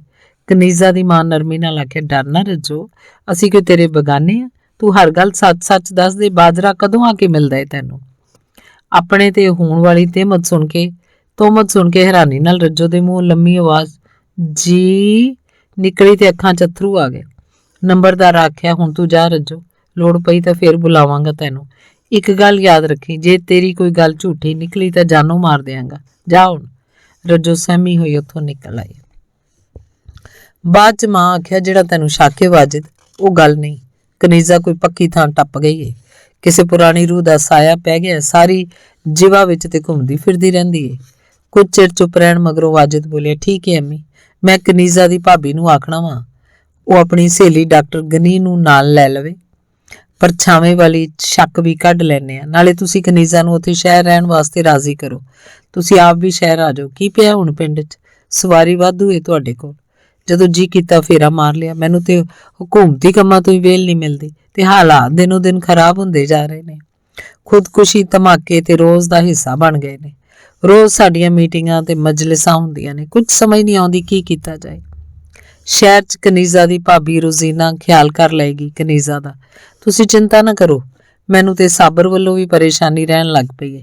ਜ਼ਿਆਦਾ ਹੀ ਅਵਾਰਾਗਰਦੀ ਕਰਨ ਲੱਗ ਪਿਆ ਹੈ। ਲੋਕਾਂ ਦੇ ਨਜਾਇਜ਼ ਕੰਮਾਂ ਦੀ ਹਮਾਇਤ ਕਰਦਾ ਹੈ ਤੇ ਕਈ ਵਾਰੀ ਪੁਲਿਸ ਅਫਸਰਾਂ ਵੱਲੋਂ ਮੈਨੂੰ ਕਈ ਸ਼ਿਕਾਇਤਾਂ ਆਈਆਂ ਨੇ। ਮਾਂ ਤਸੱਲੀ ਦਿੱਤੀ, ਮੈਂ ਸਮਝਾ ਦਿਆਂਗੀ ਸਾਬਰ ਨੂੰ, ਮੁੰਡਾ ਖੁੰਡਾ ਹੈ, ਗਲਤੀਆਂ ਕਰ ਗਿਆ ਹੋਣਾ ਹੈ, ਮੈਂ ਸਮਝਾਵਾਂਗੀ ਤੇ ਸਮਝ ਜਾਏਗਾ। ਅੱਛਾ ਮਾਂ, ਹੁਣ ਮੈਂ ਇਸਲਾਮਾਬਾਦ ਜਾਣਾ ਹੈ। ਰੋਜ਼ੀਨਾ ਡਾਕਟਰ ਗਨੀ ਨੂੰ ਲੈ ਕੇ ਆ ਜਾਏਗੀ। ਮੈਂ ਤੇ ਫੇਰ ਇਹੀ ਆਖਾਂਗਾ ਕਿ ਤੁਸੀਂ ਕਨੀਜ਼ਾ ਨੂੰ ਲੈ ਕੇ ਸ਼ਹਿਰ ਆ ਜਾਓ। ਆਪਣੀ ਗੱਲ ਆਖ ਕੇ ਵਾਜਿਦ ਮਾਂ ਕੋਲੋਂ ਉੱਠ ਕੇ ਚਲਾ ਗਿਆ। ਰੱਜੋ ਨੰਬਰਦਾਰਾਂ ਦੇ ਘਰੋਂ ਜਾਣ ਲੱਗੀ ਤਾਂ ਉਹਨੂੰ ਖਿਆਲ ਆਇਆ ਬੀਬੀ ਕਨੀਜ਼ਾ ਨੂੰ ਮਿਲ ਜਾਵਾਂ। ਆਖਰ ਉਹਦੇ ਨਾਲ ਮੇਰੇ ਚੰਗੇ ਦਿਨ ਲੰਘੇ ਨੇ। ਉਹਦੀ ਮਰਜ਼ੀ ਨਾਲ ਹੀ ਤੇ ਮੈਂ ਆਥੜੀ ਛੱਡ ਸਕੀ ਹਾਂ, ਤੇ ਜੇ ਮੈਨੂੰ ਛੁੱਟੀ ਨਾ ਦੇਵਣ ਦੀ ਜ਼ਿੱਦ ਕਰ ਲੈਂਦੀ ਤਾਂ ਮੈਂ ਅੱਜ ਵੀ ਉਹਦੀ ਖਿਦਮਤ 'ਚ ਹੋਣਾ ਸੀ। ਰੱਜੋ ਇਹ ਸੋਚਦੀ ਕਨੀਜ਼ਾ ਦੇ ਕਮਰੇ 'ਚ ਵੜੀ ਤਾਂ ਰੱਜੋ ਨੂੰ ਵੇਖ ਕੇ ਕਨੀਜ਼ਾ ਖੁਸ਼ੀ ਦਾ ਵਿਖਾਵਾ ਕੀਤਾ ਤੇ ਇੰਝ ਜੱਫੀ ਪਾ ਕੇ ਮਿਲੀ ਜਿਵੇਂ ਸਦੀਆਂ ਦੀ ਵਿਛੜੀ ਸਹੇਲੀ ਨੂੰ ਮਿਲ ਰਹੀ ਹੋਵੇ। ਉਹਨੇ ਆਖਿਆ, ਚੰਗਾ ਕੀਤਾ ਏ ਰੱਜੋ, ਤੂੰ ਮਿਲਣ ਆ ਗਈ ਹੈ। ਆ ਬੈਠ ਇੱਥੇ ਮੇਰੇ ਕੋਲ, ਇੰਨੇ ਦਿਨ ਹੋ ਗਏ ਤੇਰੇ ਨਾਲ ਗੱਲ ਨਹੀਂ ਕੀਤੀ ਕੋਈ। ਹੁਣ ਕੋਈ ਦੂਸਰੀ ਕਿਵੇਂ ਦੀ ਆਏਗੀ ਮੈਂ ਜਿਹਨੂੰ ਨਾਲ ਲੈ ਕੇ ਘੁੰਮਣ ਫਿਰਨ ਲਈ ਨਿਕਲਾਂਗੀ। ਕਨੀਜ਼ਾ ਆਪਣੇ ਆਪ ਹੀ ਦੱਸਣ ਲੱਗ ਪਈ, ਮੇਰੀ ਵੱਡੀ ਭੈਣ ਮੇਰੀ ਤੀਮਾਰਦਾਰੀ ਵਾਸਤੇ ਆਪਣੀ ਤਰਫੋਂ ਕਿਸੇ ਨਰਸ ਨੂੰ ਘੱਲਣ ਵਾਲੀ। ਇਹ ਤੇ ਬੜਾ ਚੰਗਾ ਹੋਏਗਾ ਬੀਬੀ, ਨਰਸ ਤੇਰੀ ਸਿਹਤ ਦਾ ਖਿਆਲ ਵੀ ਰੱਖੇਗੀ, ਪੜ੍ਹੀ ਲਿਖੀ ਹੋਏਗੀ, ਤੇਰੀਆਂ ਗੱਲਾਂ ਨੂੰ ਚੰਗੀ ਤਰ੍ਹਾਂ ਸਮਝ ਵੀ ਲਿਆ ਕਰੇਗੀ ਤੇ ਆਪ ਵੀ ਤੇਰੇ ਵਾਂਗ ਕਿਤਾਬੀ ਗੱਲਾਂ ਕਰੇਗੀ। ਮੈਨੂੰ ਉੱਕਾ ਸਮਝ ਨਹੀਂ ਸੀ ਆਇਆ ਕਰਦੀ। ਨਹੀਂ ਰੱਜੋ, ਦੂਸਰੇ ਦੀ ਗੱਲ ਸਮਝਣ ਲਈ ਨਿਰੀ ਕਿਤਾਬ ਹੀ ਨਹੀਂ ਮਦਦ ਕਰਦੀ। ਤੇਰੇ ਵਾਂਗੂ ਦਿਲ ਵੀ ਸਾਫ਼ ਹੋਵੇ ਤਾਂ ਲਫ਼ਜ਼ਾਂ ਦਾ ਮਤਲਬ ਨਾ ਵੀ ਆਉਂਦਾ ਹੋਵੇ ਤਾਂ ਵੀ ਸੱਚੇ ਜਜ਼ਬਿਆਂ ਦੀ 10 ਸੱਚੇ ਬੰਦੇ ਤੱਕ ਅੱਪੜ ਜਾਂਦੀ ਹੈ। ਉਹ ਤੇ ਠੀਕ ਹੈ ਬੀਬੀ, ਅੱਜ ਮੈਨੂੰ ਤੁਹਾਡੀ ਅੰਮੀ ਤੇ ਨੰਬਰਦਾਰ ਜੀ ਨੇ ਬੁਲਾਇਆ ਸੀ। ਕਾਹਦੇ ਲਈ? ਕਨੀਜ਼ਾ ਥੋੜੀ ਜਿਹੀ ਹੈਰਾਨ ਹੋਈ। ਮੇਰੇ ਬਾਰੇ ਕਿਸੇ ਉਹਨਾਂ ਦੇ ਕੰਨ ਭਰੇ ਹੋਏ ਨੇ ਕਿ ਮੈਂ ਹਬੀਬ ਨੂੰ ਮਿਲਦੀ ਹਾਂ। 2 ਵਾਰੀ ਤੇਰੇ ਨਾਲ ਜਾ ਕੇ ਮਿਲੀ ਹਾਂ, ਚੋਰੀ ਚੋਰੀ ਵੀ ਮਿਲਦੀ ਰਹੀ ਹਾਂ। ਬੀਬੀ ਇਹ ਤੋਹਮਤ ਮੈਨੂੰ ਬਹੁਤ ਬੁਰੀ ਲੱਗੀ। ਲੋਕੀ ਪਤਾ ਨਹੀਂ ਕਿਵੇਂ ਵਧਾ ਚੜਾ ਕੇ ਗੱਲਾਂ ਕਰਦੇ ਨੇ, ਖੰਭਾਂ ਦੇ ਉਡਾਰ ਬਣਾ ਕੇ ਵਿਖਾਉਂਦੇ ਨੇ। ਮੈਂ ਤੇ ਕਦੀ ਇੰਜ ਦਾ ਸੋਚਿਆ ਵੀ ਨਹੀਂ ਸੀ। ਆਖਦੇ ਨੇ ਹਬੀਬ ਮੇਰਾ ਪਿੱਛਾ ਕਰਦਾ ਹੈ। ਤੂੰ ਹੀ ਦੱਸ ਬੀਬੀ, ਹਬੀਬ ਇਹੋ ਜਿਹਾ ਹੈ? ਕਨੀਜ਼ਾ ਨੂੰ ਰੱਜੋ ਇਹ ਵੀ ਦੱਸਿਆ ਕਿ ਨੰਬਰਦਾਰ ਨੇ ਤੇ ਵਾਜਿਦ ਨੰਬਰਦਾਰ ਨੇ ਬੜਾ ਖੋਤਰ ਕੇ ਪੁੱਛਿਆ ਮੈਨੂੰ। ਰੱਜੋ ਬੜੀ ਦੁਖੀ ਹੋ ਕੇ ਆਖਿਆ ਕਿ ਮੇਰਾ ਦਿਲ ਕਰਦਾ ਪਿੰਡ ਹੀ ਛੱਡ ਜਾਵਾਂ। ਰੱਜੋ ਨਾਲ ਹੋਈ ਗੱਲ ਸੁਣ ਕੇ ਕਨੀਜ਼ਾ ਸਮਝ ਗਈ ਅਸਲ ਤਫਤੀਸ਼ ਤੇ ਮੇਰੇ ਕਿਰਦਾਰ ਬਾਰੇ ਹੋ ਰਹੀ ਹੈ। ਵਿਚਾਰੀ ਰੱਜੋ ਨੂੰ ਤੇ ਐਵੇਂ ਠੂਣਾ ਬਣਾਇਆ ਜਾ ਰਿਹਾ। ਅਖੇ ਆਖਣਾ ਧੀ ਨੂੰ ਸਮਝਾਉਣਾ ਨੂੰ ਵਾਲੀ ਗੱਲ ਬਣਾਈਏ ਨੰਬਰਦਾਰਾਂ। ਉਸ ਰੱਜੋ ਨੂੰ ਸਮਝਾਇਆ, ਤੂੰ ਦਿਲ ਤੇ ਮੈਲ ਨਾ ਲਿਆ ਰੱਜੋ, ਤੈਨੂੰ ਤਾਂ ਐਵੇਂ ਬਹਾਨੇ ਨਾਲ ਦਬਾਉਂਦੇ ਨੇ ਤੇ ਪੁੱਛਦੇ ਨੇ। ਅਸਲ ਸ਼ੱਕ ਤੇ ਉਹਨਾਂ ਨੂੰ ਮੇਰੇ ਉੱਤੇ ਹੈ। ਭਲਾ ਜੇ ਤੇਰੇ ਮੂੰਹੋਂ ਕੋਈ ਐਸੀ ਗੱਲ ਨਿਕਲੇ ਜਿਹੜੀ ਮੇਰੇ ਬਾਰੇ ਹੋਵੇ। ਰੱਜੋ ਨੂੰ ਹੁਣ ਸਮਝ ਆਈ ਤੇ ਹੈਰਾਨ ਹੋ ਕੇ ਬੋਲੇ, ਹਾਏ ਅੱਲਾ, ਮੈਨੂੰ ਹੁਣ ਪਤਾ ਲੱਗਾ। ਤਦੇ ਮੈਂ ਸੋਚਾਂ ਨੰਬਰਦਾਰਾਂ ਨੂੰ ਮੇਰੇ ਬਾਰੇ ਕਿਉਂ ਪੁੱਛਣਾ ਪਈਏ, ਮੇਰੀ ਫਿਕਰ ਕਿਉਂ ਕਰਦੇ ਨੇ, ਮੈਂ ਕੌਣ ਹੁੰਨੀ ਆ ਇਹਨਾਂ ਦੀ। ਤੇ ਖੁਸ਼ ਰਹਿਣ ਮਾਲਕ ਜੋ ਹੋਏ। ਅੱਛਾ ਬੀਬੀ, ਹੁਣ ਮੈਂ ਜਾਨੀ ਆ। ਬੇਬੇ ਘਰ ਬਿਮਾਰ ਏ, ਘਰੇ ਸਾਰੇ ਕੰਮਕਾਜ ਵੀ ਕਰਨ ਵਾਲੇ ਪਏ ਨੇ। ਚਲੀ ਜਾਵੀਂ ਰੱਜੋ, ਝਟ ਬਹਿ ਜਾ ਮੇਰੇ ਕੋਲ। ਇਹ ਹਾਥੀ ਵਗਦੇ ਪਾਣੀ ਤੇ ਤੈਰਦੇ ਕੱਖ ਕਾਨਿਆਂ ਵਾਂਗ ਹੁੰਦੀ ਏ। ਪਤਾ ਨਹੀਂ ਕਿਹੜੀ ਛਲ ਨਾਲ ਇਨਸਾਨ ਨਾਲ ਕੱਖ ਕਾਨਿਆਂ ਵਾਂਗ ਜੁੜ ਜਾਂਦਾ ਹੈ ਤੇ ਕਿਹੜੀ ਛਲ ਨਾਲ ਵਿਛੜ ਜਾਂਦਾ ਹੈ। ਕਨੀਜ਼ਾ ਉਦਾਸ ਹੋਈ ਆਖ ਰਹੀ ਸੀ, ਹਿਆਤੀ ਦੇ ਆਪਣੇ ਵਾਸਤੇ ਕੁਝ ਵੀ ਨਹੀਂ ਹੁੰਦਾ, ਕੁਦਰਤ ਉੱਤੇ ਵਸਾਹ ਕਰਨਾ ਹੀ ਪੈਂਦਾ ਹੈ। ਰੱਜੋ ਆਪਣੇ ਵੱਲੋਂ ਹੌਸਲਾ ਰੱਖਣ ਤੇ ਚੰਗੇ ਦਿਨਾਂ ਦੀ ਆਸ ਲਈ ਕਨੀਜ਼ਾ ਨੂੰ ਮੱਤ ਦੇ ਦਿੱਤੀ ਤੇ ਆਖਿਆ, ਬੀਬੀ ਤੁਸੀਂ ਉਦਾਸ ਕਿਉਂ ਹੁੰਦੇ ਹੋ? ਸਭ ਕੁਝ ਖੁਦਾ ਨੇ ਦਿੱਤਾ ਹੈ ਤੁਹਾਨੂੰ। ਮੇਰੀ ਬੇਬੇ ਆਖਿਆ ਕਰਦੀ ਹੈ ਜੀਵਨ 'ਚ ਗਮ ਖੁਸ਼ੀ ਤੇ ਧੁੱਪ ਛਾਂ ਵਾਂਗ ਹੁੰਦੇ ਨੇ। ਬਦਲਾਂ ਦੀ ਛਾਂ ਤੇ ਸਿਆਲ ਦੀ ਧੁੱਪ ਦਾ ਕੀ ਵਸਾ, ਕਿਹੜੇ ਵੇਲੇ ਤੇਜ਼ ਹਵਾ ਚੱਲ ਪਏ ਤੇ ਮੌਸਮ ਹੀ ਸਾਰਾ ਬਦਲ ਜਾਂਦਾ ਹੈ। ਬੰਦੇ ਨੂੰ ਆਪਣਾ ਖਿਆਲ ਆਪ ਹੀ ਕਰਨਾ ਪੈਂਦਾ ਹੈ। ਠੀਕ ਆਖਦੀ ਹੈ ਤੇਰੀ ਬੇਬੇ ਰੱਜੋ। ਫਿਰ ਇੱਕਦਮ ਕਨੀਜ਼ਾ ਤੋਂ ਜਿਵੇਂ ਕੋਈ ਖਿਆਲ ਸਮਝਿਆ ਹੋਵੇ ਤੜਫ ਉੱਠੇ, ਚੱਲ ਆ ਰੱਜੋ, ਹੁਣੇ ਜਾਂਦੇ ਆ, ਮੇਰੇ ਨਾਲ ਚੱਲ। ਕਿੱਥੇ ਬੀਬੀ ਜੀ? ਰੱਜੋ ਹੈਰਾਨ ਹੋਈ। ਛੇਤੀ ਚੱਲ ਰੱਜੋ। ਹੈਰਾਨ ਰੱਜੋ ਨੂੰ ਕਨੀਜ਼ਾ ਬਾਹੋਂ ਫੜ ਕੇ ਲੈ ਗਈ। ਰੱਜੋ ਪੁੱਛਦੀ ਰਹਿ ਗਈ, ਬੀਬੀ ਜੀ ਕਿੱਥੇ ਲਿਜਾ ਰਹੀ ਹੈ ਮੈਨੂੰ? ਤੇ ਮੁੜ ਕੇ ਕਨੀਜ਼ਾ ਨੇ ਕੋਈ ਜਵਾਬ ਨਾ ਦਿੱਤਾ ਤੇ ਕਾਰ 'ਚ ਬਿਠਾ ਕੇ ਤੇਜ਼ੀ ਨਾਲ ਨਿਕਲੀ। ਕਾਰ ਦੇ ਨਿਕਲਣ ਨਾਲ ਕਨੀਜ਼ਾ ਦੀ ਮਾਂ ਨੂੰ ਹੈਰਾਨੀ ਤੇ ਫਿਕਰ ਹੋਈ। ਕਨੀਜ਼ਾ ਕਾਰ 'ਚ ਰੱਜੋ ਨੂੰ ਬਿਠਾਈ ਤੇਜ਼ੀ ਨਾਲ ਪਿੰਡ ਵੱਲ ਨਿਕਲੀ। ਲੱਗਦਾ ਸੀ ਜਿਵੇਂ ਕਨੀਜ਼ਾ ਨੂੰ ਬਹੁਤ ਕਾਹਲ ਏ। ਉਹ ਨਹਿਰ ਦੀ ਪਟੜੀ ਤੋਂ ਕਾਰ ਚਲਾਉਂਦੀ ਹੋਈ ਪੱਕੀ ਸੜਕ ਤੇ ਆਈ ਤੇ ਫਿਰ ਨਵੀਂ ਬਸਤੀ ਵੱਲ ਕਾਰ ਮੋੜ ਲਈ। ਰੱਜੋ ਬੈਠੀ ਸੋਚਦੀ ਰਹੀ, ਕਨੀਜ਼ਾ ਨੂੰ ਬਸਤੀ 'ਚ ਕਿਹੜਾ ਅਜਿਹਾ ਕੰਮ ਪੈ ਗਿਆ। ਉਹ ਪੁੱਛਣਾ ਚਾਹੁੰਦੀ ਸੀ ਕਿ ਬੀਬੀ ਅੱਜ ਤੇਰੀ ਤਬੀਅਤ 'ਚ ਇੰਨੀ ਕਾਹਲ ਤੇ ਬੇਚੈਨੀ ਕਿਉਂ ਹੈ? ਮੱਥੇ ਉੱਤੇ ਪਏ ਵੱਟ ਤੇ ਲਕੀਰਾਂ ਨੂੰ ਵੇਖ ਕੇ ਰੱਜੋ ਸਮਝ ਰਹੀ ਸੀ ਕਿ ਕਨੀਜ਼ਾ ਦੀਆਂ ਸੋਚਾਂ ਵਿੱਚ ਕੋਈ ਚਿੰਤਾ ਬਣੀ ਹੋਈ ਹੈ। ਇਸ ਲਈ ਰੱਜੋ ਚੁੱਪ ਹੀ ਰਹੀ। ਕਨੀਜ਼ਾ ਕਾਰ ਲੈ ਕੇ ਬਸਤੀ ਵੜੀ। ਕਾਰ ਕੁੱਬੇ ਦੀ ਹੱਟੀ ਦੇ ਸਾਹਮਣੇ ਰੋਕ ਕੇ ਕਨੀਜ਼ਾ ਡਰਾਈਵਰ ਸੀਟ ਤੇ ਬੈਠੀ ਰਹੀ। ਸੋਚਦੀ ਰਹੀ ਉਹ ਇੰਜ ਜਿਵੇਂ ਕੋਈ ਫੈਸਲਾ ਨਹੀਂ ਕਰ ਸਕਦੀ। ਹੱਟੀ ਦੇ ਕੋਲੋਂ ਲੰਘਦੇ ਲੋਕਾਂ ਵੀ ਕਨੀਜ਼ਾ ਨੂੰ ਚੁੱਪਚਾਪ ਕਾਰ 'ਚ ਬੈਠੀ ਵੇਖਿਆ। ਸਾਰੇ ਇਸ ਉਡੀਕ 'ਚ ਸਨ ਕਿ ਹੁਣੇ ਕਾਰ ਤੋਂ ਉਤਰ ਕੇ ਨੰਬਰਦਾਰਨੀ ਕੋਈ ਗੱਲ ਕਰੇਗੀ, ਕੁਝ ਪੁੱਛੇਗੀ ਤੇ ਫਿਰ ਸੈਰ ਕਰਨ ਆਪਣੇ ਬਾਗ ਨੂੰ ਚਲੀ ਜਾਏਗੀ। ਪਰ ਕਨੀਜ਼ਾ ਇੱਕਦਮ ਕਾਰ ਪਿੱਛੇ ਮੋੜ ਲਈ, ਬਿਨਾਂ ਕੋਈ ਗੱਲ ਕੀਤਿਆਂ ਚਲੀ ਗਈ। ਰੱਜੋ ਲਈ ਕਨੀਜ਼ਾ ਦਾ ਅੱਜ ਦਾ ਰਵੱਈਆ ਅਜੀਬ ਸੀ। ਕਾਰ ਪਿੱਛੇ ਮੋੜਨ ਤੋਂ ਪਹਿਲਾਂ ਕਨੀਜ਼ਾ ਆਪਣੀ ਅੰਦਰਲੀ ਕਸ਼ਮਕਸ਼ ਕਾਰਨ ਗੁੱਸੇ ਨਾਲ ਕਾਰ ਦੇ ਸਟੀਅਰਿੰਗ ਤੇ ਮੁੱਕਾ ਮਾਰਿਆ ਸੀ। ਕਨੀਜ਼ਾ ਦੀ ਅੰਦਰਲੀ ਕਸ਼ਮਕਸ਼ ਹੁਣ ਹੋਰ ਵੱਧ ਰਹੀ ਸੀ। ਰੱਜੋ ਵਾਪਸੀ ਵੇਲੇ ਵੀ ਸਾਰੇ ਰਾਹ ਕਨੀਜ਼ਾ ਦੇ ਚਿਹਰੇ ਦੇ ਬਦਲਦੇ ਰੰਗ ਵੇਖਦੀ ਰਹੀ ਤੇ ਸੋਚਦੀ ਰਹੀ। ਪਿੰਡ ਵਾਪਸ ਘਰ ਆ ਕੇ ਕਨੀਜ਼ਾ ਰੱਜੋ ਨੂੰ ਆਪਣੇ ਨਾਲ ਕਮਰੇ 'ਚ ਲੈ ਗਈ ਤੇ ਕਾਲੀ ਕਾਲੀ ਇੱਕ ਚਿੱਠੀ ਲਿਖੀ ਤੇ ਚਿੱਠੀ ਲਿਫਾਫੇ 'ਚ ਬੰਦ ਕਰਕੇ ਸਟੈਪਲ ਵੀ ਕਰ ਦਿੱਤਾ ਤੇ ਰੱਜੋ ਨੂੰ ਆਖਿਆ, ਇੱਕ ਲੈ ਰੱਜੋ, ਕਿਸੇ ਨੂੰ ਵੀ ਮਾਲੂਮ ਨਾ ਹੋਵੇ ਕਿ ਮੈਂ ਤੈਨੂੰ ਚਿੱਠੀ ਦਿੱਤੀ ਹੈ। ਰੱਜੋ ਅਜੇ ਪੁੱਛਣ ਹੀ ਵਾਲੀ ਸੀ ਕਿ ਚਿੱਠੀ ਕਿਹਨੂੰ?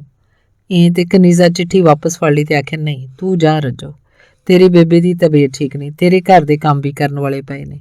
ਰੱਜੋ ਨਾ ਸਮਝੀ, ਪਰ ਅੱਜ ਉਹਨੂੰ ਕਨੀਜ਼ਾ ਦੀ ਹਾਲਤ ਕੁਝ ਜ਼ਿਆਦਾ ਹੀ ਉਪਰੀ ਲੱਗ ਰਹੀ ਸੀ। ਪਰ ਬਿਨਾਂ ਬੋਲਿਆਂ ਰੱਜੋ ਚੁੱਪ ਕਰਕੇ ਘਰ ਆ ਗਈ। ਡੂੰਘੀ ਫਿਕਰ 'ਚ ਕਨੀਜ਼ਾ ਕਿਸੇ ਫੈਸਲੇ ਉੱਤੇ ਨਹੀਂ ਸੀ ਅਪੜ ਰਹੀ। ਉਸ ਲਿਖੀ ਚਿੱਠੀ ਪਾੜ ਕੇ ਪੁਰਜਾ ਕਰ ਦਿੱਤੀ ਤੇ ਸਿਰ ਫੜ ਕੇ ਬਹਿ ਗਈ। ਆਪਣੇ ਆਪ ਬੋਲਣ ਲੱਗ ਪਈ, ਮੈਨੂੰ ਕੀ ਹੋ ਗਿਆ ਹੈ? ਮੈਂ ਕਿਉਂ ਹਬੀਬ ਨੂੰ ਬਚਾਉਣਾ ਚਾਹੁੰਦੀ ਹਾਂ? ਮੇਰਾ ਕੀ ਤਾਲੁਕ ਹੈ ਉਹਦੇ ਨਾਲ? ਕੀ ਲੱਗਦਾ ਹੈ ਉਹ ਮੇਰਾ? ਫਿਰ ਆਪ ਹੀ ਜਵਾਬ ਦਿੰਦੀ, ਨਹੀਂ, ਮਾਸੂਮ ਤੇ ਬੇਗੁਨਾਹ ਇਨਸਾਨ ਨੂੰ ਮੇਰੇ ਭਰਾ ਮਾਰ ਸੁੱਟਣਗੇ। ਮੈਨੂੰ ਇੱਕ ਇਨਸਾਨ ਦੀ ਹਯਾਤੀ ਬਚਾਉਣੀ ਚਾਹੀਦੀ ਹੈ, ਪਰ ਕਿਵੇਂ ਹਬੀਬ ਨੂੰ ਦੱਸਾਂ ਕਿ ਮੇਰੇ ਭਰਾਵਾਂ ਕੋਲੋਂ ਬਚ ਕੇ ਰਹੇ? ਜੇ ਮੈਂ ਉਹਨੂੰ ਸ਼ਰੇਆਮ ਮਿਲ ਕੇ ਖਬਰਦਾਰ ਕਰ ਦਿੰਦੀ ਤਾਂ ਮੇਰੇ ਭਰਾਵਾਂ ਹੋਰ ਜ਼ਿਆਦਾ ਗੁੱਸਾ ਕਰਨਾ ਹੈ। ਇਹ ਵੀ ਧਾੜਵੀ ਰਵੱਈਆ ਹੈ ਕਿ ਮਾਮੂਲੀ ਜੀ ਗੱਲ ਦਾ ਬਹਾਨਾ ਕਰਕੇ ਜੀਵਨ ਖੋਹ ਲੈਂਦੇ ਨੇ ਤੇ ਮੈਨੂੰ ਹਬੀਬ ਦੀ ਹਯਾਤੀ ਬਚਾਣੀ ਹੈ। ਧਾੜਵੀਆਂ ਨੂੰ ਹਬੀਬ ਉੱਤੇ ਸ਼ੱਕ ਹੋ ਗਿਆ। ਉਹਦਾ ਮੇਰੇ ਨਾਲ ਕੀ ਤਾਲੁਕ ਬਣ ਗਿਆ ਜਦੋਂ ਕਿ ਹਬੀਬ ਵਿਚਾਰਾ ਤੇ ਕੁਝ ਜਾਣਦਾ ਹੀ ਨਹੀਂ। ਉਹ ਆਪਣੀ ਪੜ੍ਹਾਈ ਤੇ ਮਾਂ-ਬਾਪ ਦੀ ਖਿਦਮਤ ਤੋਂ ਵੱਖ ਹੋਰ ਕੁਝ ਸੋਚਦਾ ਹੀ ਨਹੀਂ। ਤੇ ਫਿਰ ਕਨੀਜ਼ਾ ਨੂੰ ਇੱਕਦਮ ਖਿਆਲ ਆਇਆ, ਨਹਿਰ ਕੰਢੇ ਬੱਕਰੀਆਂ ਪਿੱਛੇ ਆਏ ਹਬੀਬ ਨਾਲ ਜਿਹੜੀਆਂ ਗੱਲਾਂ ਹੋਈਆਂ ਸਨ, ਉਦੋਂ ਹਬੀਬ ਸਿਆਣਾ, ਸਗੋਂ ਬਹੁਤ ਸਿਆਣਾ ਲੱਗਾ ਸੀ। ਆਪਣੀ ਧਰਤੀ ਤੇ ਤਾਰੀਖ ਬਾਰੇ ਉਹਦੇ ਖਿਆਲ ਬਿਲਕੁਲ ਮੇਰੇ ਨਾਲ ਮਿਲਦੇ ਨੇ। ਉਹ ਧਾੜਵੀਆਂ ਨਾਲ ਨਫ਼ਰਤ ਕਰਦਾ ਹੈ, ਮੈਨੂੰ ਵੀ ਆਪਣਾ ਤਬਕਾ ਪਸੰਦ ਨਹੀਂ। ਫਿਰ ਇੱਕਦਮ ਜਿਵੇਂ ਕਨੀਜ਼ਾ ਦੀ ਚੀਕ ਨਿਕਲਦੀ ਰਹਿ ਗਈ। ਚੀਕ ਕੇ ਮੇਰਾ ਤਾਲੁਕ ਬਣ ਗਿਆ ਹੈ, ਸੋਚਾਂ ਦੀ ਸਾਂਝ ਦਾ ਤਾਲੁਕ। ਫਿਰ ਮੈਨੂੰ ਹਬੀਬ ਦੀ ਮਦਦ ਕਰਨੀ ਚਾਹੀਦੀ ਹੈ। ਹੁਣੇ ਆਇਆ ਜਜ਼ਬਾ ਫਿਰ ਬੁਝ ਗਿਆ ਕਿ ਉਹ ਹਬੀਬ ਦੀ ਮਦਦ ਕਰੇ ਤੇ ਕਿਵੇਂ। ਧਾੜਵੀਆਂ ਦੇ ਜਸੂਸ ਤੇ ਹਮਾਇਤੀ ਹਰ ਥਾਂ ਖਿਲਰੇ ਹੋਏ ਨੇ। ਆਪਣੇ ਵੱਲੋਂ ਬਹੁਤੀ ਫਿਕਰ ਹਬੀਬ ਦੀ ਹਯਾਤੀ ਦੀ ਹੋ ਰਹੀ ਸੀ। ਉਹਨੂੰ ਡਰ ਸੀ ਮੇਰੇ ਨਾਲ ਹਬੀਬ ਦੀਆਂ ਸੋਚਾਂ ਦੀ ਸਾਂਝ ਧਾੜਵੀਆਂ ਨੂੰ ਵਾਰਾ ਨਹੀਂ ਖਾਣੀ। ਹਬੀਬ ਜੇ ਧਾੜਵੀਆਂ ਹੱਥੋਂ ਮਾਰਿਆ ਗਿਆ ਤਾਂ ਉਹ ਨੁਕਸਾਨ ਬਹੁਤ ਵੱਡਾ ਹੋਏਗਾ। ਕਨੀਜ਼ਾ ਦੀਆਂ ਸੋਚਾਂ ਨਾਲ ਉਹਦੀਆਂ ਪੁੜਪੁੜੀਆਂ ਪੀੜ ਕਰਨ ਲੱਗ ਪਈਆਂ। ਸਿਰ ਦਰਦ ਦੀ ਗੋਲੀ ਖਾ ਕੇ ਕਨੀਜ਼ਾ ਆਰਾਮ ਕਰਨ ਲਈ ਲੇਟ ਗਈ। ਧੰਨਵਾਦ। ਅੰਗ 15ਵਾਂ। ਕਿੰਨੇ ਸਾਲਾਂ ਮਗਰੋਂ ਅੱਜ ਕੂਕਣੇ ਦੇ ਵਿਹੜੇ 'ਚ ਤਿੰਨੇ ਪੁੱਤਰ, ਦੋਵੇਂ ਨੂੰਹਾਂ ਤੇ ਫਕੀਰੀਆ ਇਕੱਠੇ ਬੈਠੇ ਸਨ। ਪੁੱਤਰਾਂ ਨੂੰਹਾਂ ਨੂੰ ਘਰ 'ਚ ਵੜਦਿਆਂ ਵੇਖ ਕੇ ਬਿਮਾਰ ਫਕੀਰੀਆ ਉੱਠ ਕੇ ਬਹਿ ਗਿਆ। ਬੱਕਰੀਆਂ ਚਰਾਉਣ ਹਬੀਬ ਲੈ ਗਿਆ ਹੋਇਆ ਸੀ। ਭਰਾਵਾਂ ਦੇ ਸੁਨੇਹਾ ਘੱਲਣ ਕਾਰਨ ਬੱਕਰੀਆਂ ਨੂੰ ਘਰ ਲੈ ਆਇਆ। ਹੁਣ ਤੇ ਫਕੀਰੀਆ ਬਿਮਾਰ ਸੀ। ਅੱਗੇ ਪਿੱਛੇ ਵੀ ਕਦੀ ਹਬੀਬ ਨੂੰ ਕਾਲਜ ਛੁੱਟੀ ਹੁੰਦੀ, ਉਹ ਬਾਪ ਨੂੰ ਆਰਾਮ ਕਰਾਉਣ ਲਈ ਆਪ ਬੱਕਰੀਆਂ ਨੂੰ ਖੋਲ ਕੇ ਬਾਹਰ ਲੈ ਜਾਇਆ ਕਰਦਾ। ਇਹ ਘਰ ਦੀ ਸੰਗਤ ਬੁਸ਼ਰਾ ਤੇ ਨੰਬਰਦਾਰ ਵਾਜਿਦ ਦੇ ਸੁਨੇਹਾ ਘੱਲਣ ਤੇ ਫਿਰ ਨਸੀਬ ਫਰਹਾਦ ਨੂੰ ਬੁਲਾ ਕੇ ਕੁਝ ਆਖਣ ਸਲਾਹ ਦੇਣ ਬਾਰੇ ਹੋ ਰਹੀ ਸੀ। ਮਿੱਤਰਾ ਬੜੀ ਖੁਸ਼ ਸੀ ਕਿ ਨੰਬਰਦਾਰ ਸਾਡੇ ਘਰ ਦੀ ਇੱਜ਼ਤ ਨੂੰ ਆਪਣੀ ਇੱਜ਼ਤ ਸਮਝ ਕੇ ਸਾਡੀ ਮਦਦ ਕਰਨ ਲਈ ਤਿਆਰ ਹੋ ਗਿਆ। ਹੁਣ ਸਵਾਲ ਇਹ ਸੀ ਕਿ ਨੰਬਰਦਾਰ ਦੇ ਆਖਣ ਮੁਜਬ ਬੁਸ਼ਰਾ ਨੂੰ ਰਿਆਜ਼ ਕੋਲੋਂ ਵੱਖ ਕਰਕੇ ਇੱਥੇ ਲਿਆਂਦਾ ਕਿਵੇਂ ਜਾਵੇ। ਪੀਨੋ ਵੀ ਆਖ ਰਹੀ ਸੀ ਨੰਬਰਦਾਰ ਤਾਂ ਇਹ ਵੀ ਹਾਮੀ ਭਰੀ ਏ ਕਿ ਬੁਸ਼ਰਾ ਨੂੰ ਸਰਕਾਰੀ ਨੌਕਰੀ ਦਿਵਾ ਦੇਗਾ। ਉਹ ਵਜ਼ੀਰ ਬਣਨ ਵਾਲਾ ਹੈ। ਹੋ ਸਕਦਾ ਕੋਈ ਵਧੀਆ ਸਰਕਾਰੀ ਨੌਕਰੀ ਮਿਲ ਜਾਏ ਸਾਡੀ ਬੁਸ਼ਰਾ ਨੂੰ। ਕੂਕਣੇ ਨੇ ਆਖਿਆ, ਜਦ ਬੁਸ਼ਰਾ ਆਪਣੇ ਖਾਵੰਦ ਨਾਲ ਰਾਜ਼ੀ ਖੁਸ਼ੀ ਰਹਿ ਰਹੀ ਏ ਫਿਰ ਅਸਾਂ ਨੂੰ ਕੀ ਤਕਲੀਫ ਏ? ਉਹਦੇ ਵਾਸਤੇ ਘਰ ਨੂੰ ਉਜਾੜਨ ਦਾ ਸੋਚੀਏ। ਤੁਸਾਂ ਕਾਹਨੂੰ ਸੋਚਣਾ ਹੈ? ਮਿੱਤਰਾ ਤਲਖੀ ਨਾਲ ਬੋਲੀ। ਲੋਕ ਤਾਂ ਬੁੱਝੇ ਸਾਨੂੰ ਮਾਰਦੇ ਨੇ, ਦੁਨੀਆ ਬਾਹਰ ਮੂੰਹ ਨਹੀਂ ਕੱਢਣ ਦਿੰਦੀ। ਪਰਵੀਨ ਉਰਫ ਪੀਨੋ ਵੀ ਮਿੱਤਰਾ ਦੀ ਗੱਲ ਠੀਕ ਆਖੀ, ਪਰ ਵਧਾਏ ਵੀ ਕਰ ਗਈ ਕਿ ਬੁਸ਼ਰਾ ਦੇ ਭਰਾ ਹੀ ਮੰਨੂ ਬਣੇ ਹੋਏ ਨੇ। ਇਹਨਾਂ ਨੂੰ ਲੱਗਦਾ ਹੀ ਨਹੀਂ। ਹੁਣ ਫਰਹਾਦ ਨਸੀਬ ਨੂੰ ਵੀ ਆਪਣੀ ਹੀਣੀ ਹੁੰਦੀ ਜਾਪੀ। ਉਹ ਭੜਕ ਉੱਠੇ। ਕੂਕਣੇ ਬਥੇਰਾ ਸਮਝਾਇਆ ਕਿ ਲੋਕਾਂ ਦੀਆਂ ਗੱਲਾਂ ਮਗਰ ਨਾ ਜਾਓ। ਦਾਤਰੀ ਨੂੰ ਇੱਕ ਪਾਸੇ ਦੰਦੇ ਹੁੰਦੇ ਨੇ ਤੇ ਦੁਨੀਆ ਨੂੰ ਦੋ ਪਾਸੇ। ਲੋਕ ਤਾਂ ਕਿਸੇ ਪਾਸੇ ਵੀ ਨਹੀਂ ਜਿਉਣ ਦਿੰਦੇ ਤੇ ਲੋਕ ਨਜ਼ਰਾਂ ਅਗਲੇ ਉੱਤੇ ਰੱਖਦੇ ਨੇ, ਆਪਣੀ ਮੰਜੀ ਥੱਲੇ ਡੰਗੋਰੀ ਨਹੀਂ ਫੇਰਦੇ। ਫਕੀਰੀਆ ਤੇ ਹਬੀਬ ਚੁੱਪ ਕਰਕੇ ਸਾਰੀਆਂ ਗੱਲਾਂ ਸੁਣਦੇ ਰਹੇ। ਫਰਾਦ ਤੇ ਨਸੀਬ ਦੀ ਵੀ ਮਾਂ ਨੂੰ ਸਮਝਾਉਣ ਲੱਗ ਪਏ ਕਿ ਬੇਬੇ ਨੰਬਰਦਾਰ ਦੀ ਸਲਾਹ ਮਾੜੀ ਨਹੀਂ। ਜੇ ਬੁਸ਼ਰਾ ਸ਼ਹਿਰ ਛੱਡ ਕੇ ਇੱਥੇ ਆ ਜਾਏ ਤਾਂ ਇਹਦੇ 'ਚ ਹਰਜੀ ਕੀ ਏ? ਦੁਨੀਆ ਦਾ ਮੂੰਹ ਬੰਦ ਹੋ ਜਾਏਗਾ ਤੇ ਸਾਡੀ ਵੀ ਕੋਈ ਇੱਜ਼ਤ ਏ। ਬੁਸ਼ਰਾ ਨੂੰ ਜੇ ਆਪਣਾ ਨਹੀਂ ਤੇ ਸਾਡੀ ਪਾਣਪਤ ਦਾ ਖਿਆਲ ਕਰੇ। ਅਸੀਂ ਤੇ ਕਿਸੇ ਅੱਗੇ ਧੌਣ ਚੁੱਕਣ ਜੋਗੇ ਨਹੀਂ ਰਹੇ। ਪੀਨੋ ਝੱਟ ਬੋਲੀ, ਹੋਰ ਕੀ, ਬੁਸ਼ਰਾ ਦੀ ਹਰਕਤ ਨਾਲ ਕੀ ਪੱਲੇ ਰਹਿ ਗਿਆ ਹੈ ਸਾਡੇ? ਹੁਣ ਮਿੱਤਰਾ ਵੀ ਨਫ਼ਰਤ ਨਾਲ ਆਖਿਆ, ਪਰ ਉਹਨੂੰ ਕੀ ਲੱਗੇ ਸਾਡੇ ਨਾਲ ਜ਼ਲੀਲ ਹੋ ਕੇ ਤੇ ਭਾਵੇਂ ਤੇ ਜੀਵੇ ਬੇਸ਼ਰਮੀ ਨਾਲ। ਹਬੀਬ ਜਿਹੜਾ ਹੁਣ ਤੀਕਰ ਭਰਾ ਭਰਜਾਈਆਂ ਦੀਆਂ ਗੱਲਾਂ ਚੁੱਪ ਕਰਕੇ ਸੁਣਦਾ ਰਿਹਾ ਸੀ, ਮਾਂ ਦੇ ਵਗਦੇ ਅਥਰੂ ਵੇਖਦਾ ਰਿਹਾ ਤੇ ਬਾਪ ਦੀ ਬੇਬਸੀ ਸਾਹਮਣੇ ਸੀ। ਬੋਲਿਆ, ਬਸ ਕਰੋ ਭਾਈ, ਬਹੁਤ ਹੋ ਗਿਆ ਹੁਣ ਤੀਕਰ, ਮੈਂ ਤੁਹਾਡੀਆਂ ਸੁਣਦਾ ਰਿਹਾ ਵਾਂ। ਮੈਂ ਤੁਹਾਡੇ ਤੇ ਆਪਣੇ ਭਰਾਵਾਂ ਅੱਗੇ ਕਦੀ ਉੱਚੀ ਆਵਾਜ਼ 'ਚ ਗੱਲ ਨਹੀਂ ਕੀਤੀ, ਪਰ ਤੁਸੀਂ ਮੇਰੀ ਭਲਮਾਨਸੀ ਤੇ ਇਹਤਰਾਮ ਨੂੰ ਗਲਤ ਲਿਆਏ। ਕੀ ਗਲਤ ਸਮਝ ਲਿਆ? ਨਸੀਬ ਜ਼ਰਾ ਤਲਖੀ ਨਾਲ ਪੁੱਛਿਆ। ਫਰਾਦ ਬੋਲਿਆ, ਹੁਣ ਤੈਨੂੰ ਵੀ ਜ਼ੁਬਾਨ ਲੱਗ ਗਈ ਏ, ਸਾਡੇ ਸਾਹਮਣੇ ਬੋਲਣ ਲੱਗਾ ਏ ਤੇ ਬੋਲਦੇ ਜੋ ਕੁਝ ਬੋਲਣਾ ਹੀ। ਪਹਿਲੇ ਹੀ ਸਾਡੀ ਇੱਜ਼ਤ ਬਰਬਾਦ ਹੋ ਗਈ ਏ। ਬੁਸ਼ਰਾ ਤੋਂ ਰਹਿੰਦੀ ਖੁੰਦੀ ਤੂੰ ਵੀ ਲਾ ਸੁੱਟ, ਵੇਲਾ ਕੀ ਵੇਖਣਾ? ਮਿੱਤਰਾ ਝੱਟ ਆਖਿਆ, ਏਸੇ ਦੀ ਤੇ ਬਹੁਤੀ ਸ਼ਹਿ ਵੇ ਬੁਸ਼ਰਾ ਨੂੰ, ਇਹੀ ਨੱਕ ਡੁੱਬੀ ਬੈਠਾ ਏ।